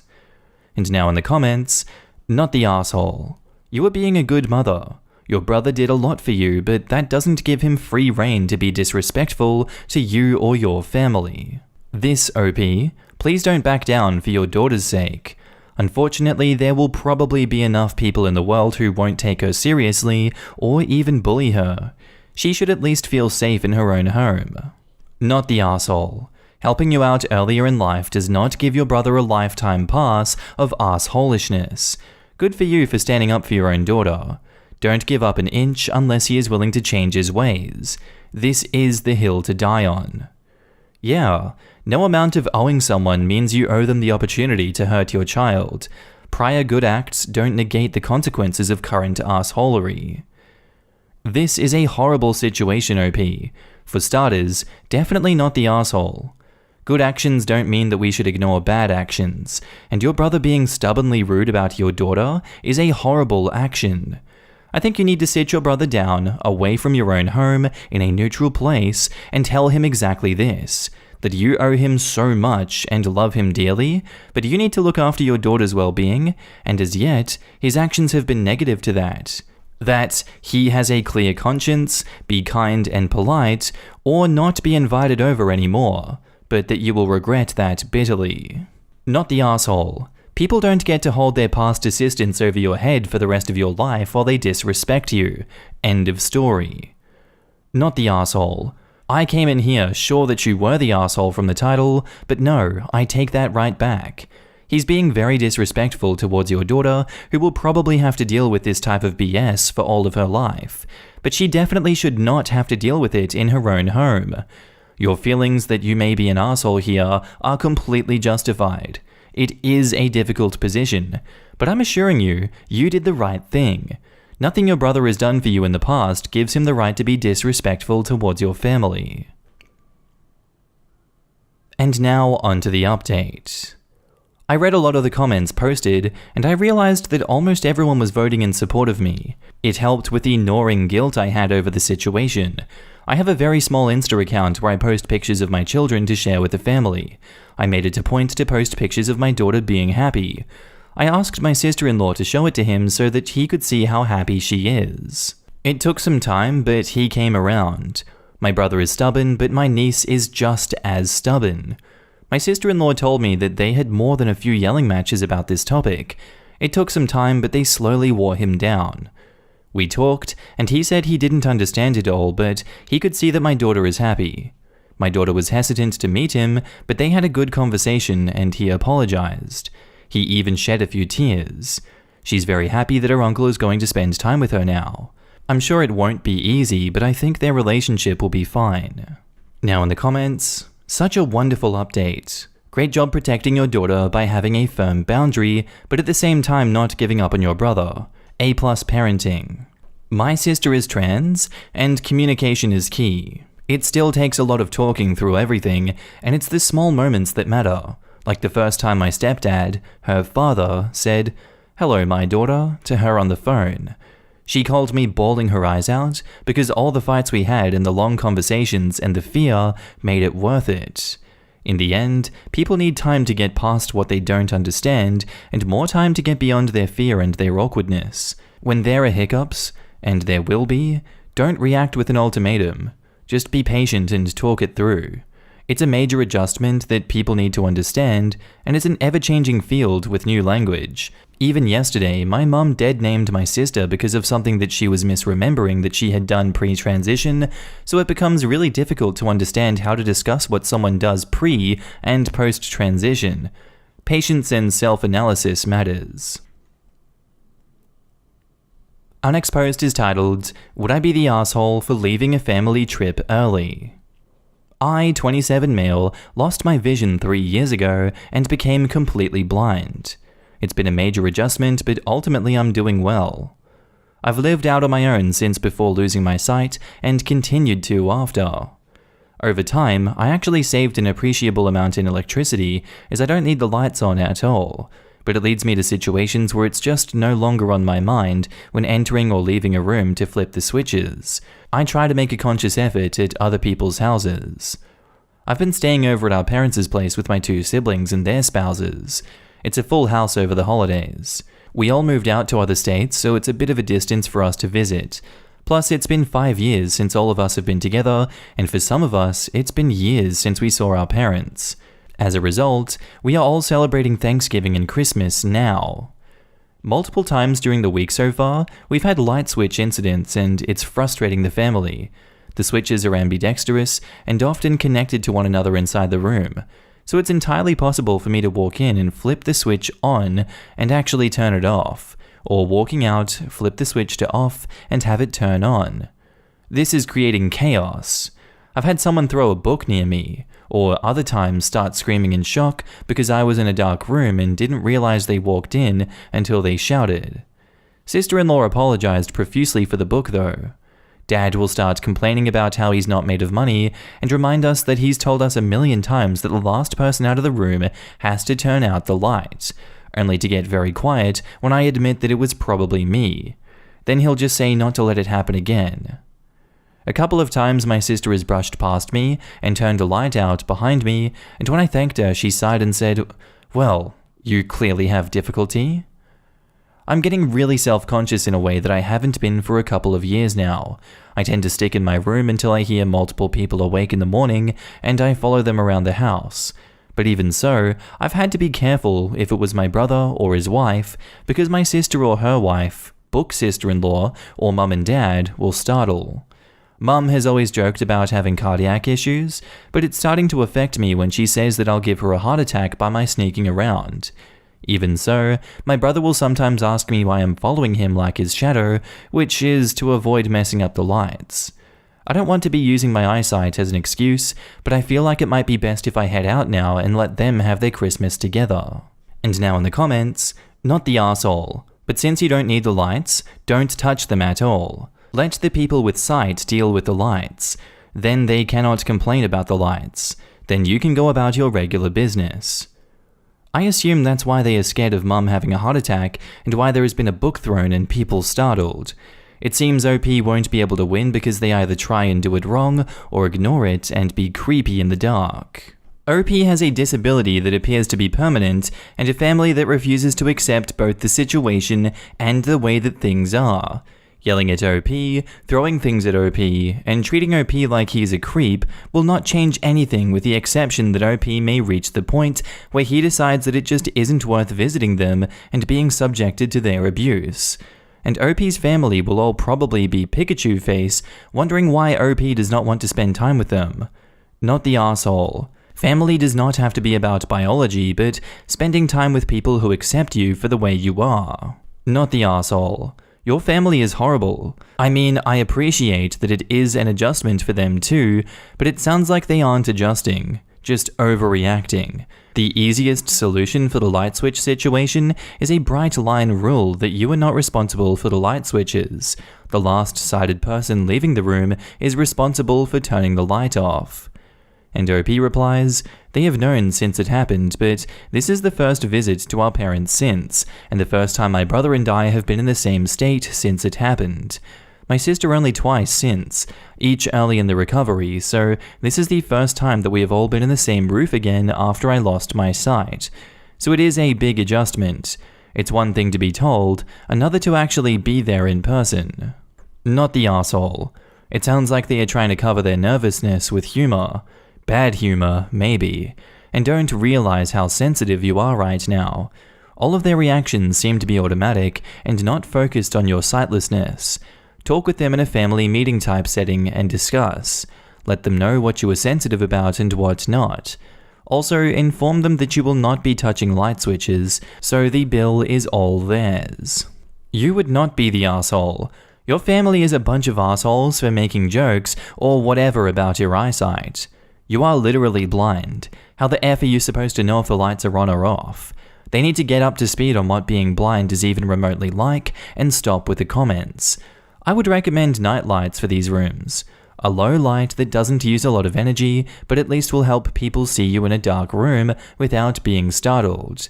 I'm startled by my own shadow, and I am notorious for crap like that, so I couldn't blame them for being startled, but how hard is it to remember that you were blind and don't know when the room is dark? Honestly, avoid the light switches and tell your family to stop being assholes about your disability and remind them that this is in fact a disability and it won't kill them to turn the lights off. OP replies, "Night lights might be a solid solution for a few rooms, especially the den, though some of the outlets are controlled by the switches too. It might work for some." And now onto the update. The short of it is that I'm still with the trip after a very long and emotional discussion. I'll preface everything that none of them meant to make me feel like a stranger in my childhood home, or that I had to hide just to avoid inconveniencing them. They all feel horrible and have apologized. Book's sister-in-law has repeated her apologies especially, and my sister said she didn't mean to come across as condescending. We are working on it. Dad seemed to get emotional when he said that this house is my house too until the day I die, but then followed up with, or until they sell it and move in with one of us young ones. My sister hit him and told him that deflecting with humor was how we got to this point and we needed to learn better means of communication. Her wife suggested family therapy, and my brother seconded it. None of us are opposed, even my bootstrap-loving father. I'm amazed by that most of all. There were a lot of revelations, a lot of liquor, a lot of tears, a lot of shouting, of bringing up the very late past, and the more recent years, and then more tears. We were not estranged, but we haven't been close in years, and it shows. I've held off on responding, as I'm sure I still don't do this justice with this post. My family definitely wasn't yet accustomed to my blindness, and they kept tripping over saying things like, "Good to see you," and felt like they couldn't talk to me easily anymore with committing a faux pas of some sort. It's a huge adjustment for them too. Basically, what we have here is a failure to communicate. I'm staying the rest of the trip. Mum and Dad are going to dedicate a single set of switches and keep it year-round, until this house is no more, so they don't build the wrong habit. They want this to feel as much as a home as it did growing up. I wasn't the kid that was overlooked all of the time, but I did have to suck it up a lot of the years, or go without notice because of my siblings' achievements. It means so much to me that my family is going this far for me. There is more than just the switches and therapy, by the way, but it's personal and I won't go into that further for privacy reasons. I have high hopes for us. We all didn't speak for so long because of poor communication and other reasons. That maybe this is the turning point. Our next post is titled, "Am I the arsehole for stopping my roommate from being able to adopt a cat?" My roommate is vegan and wanted to adopt a cat. She bought pretty much everything she needs and I was fine with it. I have a dog, so why can't she have a cat? Then an order came for cat food. It was a brand called Vegan Pet. She was planning to feed the cat vegan dry food. I told her cats can't eat a vegan diet because they are carnivores and it can lead to health issues. Not to mention a diet of solely dried food for cats can lead to kidney stones and dehydration. My roommate would not budge on this issue and ultimately said that if it's made for cats, then it's okay for cats. So I ultimately dropped the issue and we get to the shelter. My roommate can't drive, so I was the chauffeur, and as we lived together, she thought that it would be good for us to look at the cats together. The shelter lady asked us a bunch of questions like if we had other pets, what our house was like, if we had a catio or a safe outdoor area the cat can't escape from, etc., and then she gets to nutrition. She asks about what we would be feeding in vet care. My roommate then lies and said she would be feeding it Hills instead of Vegan Pet. I was gobsmacked, to be honest. I wait until my roommate is distracted and tell the shelter volunteer that she will be feeding Vegan Pet and not Hills. I think this is what made the shelter turn down my roommate's application for the cat. When I told my roommate the truth, she locked herself in her room. She hasn't spoken to me since.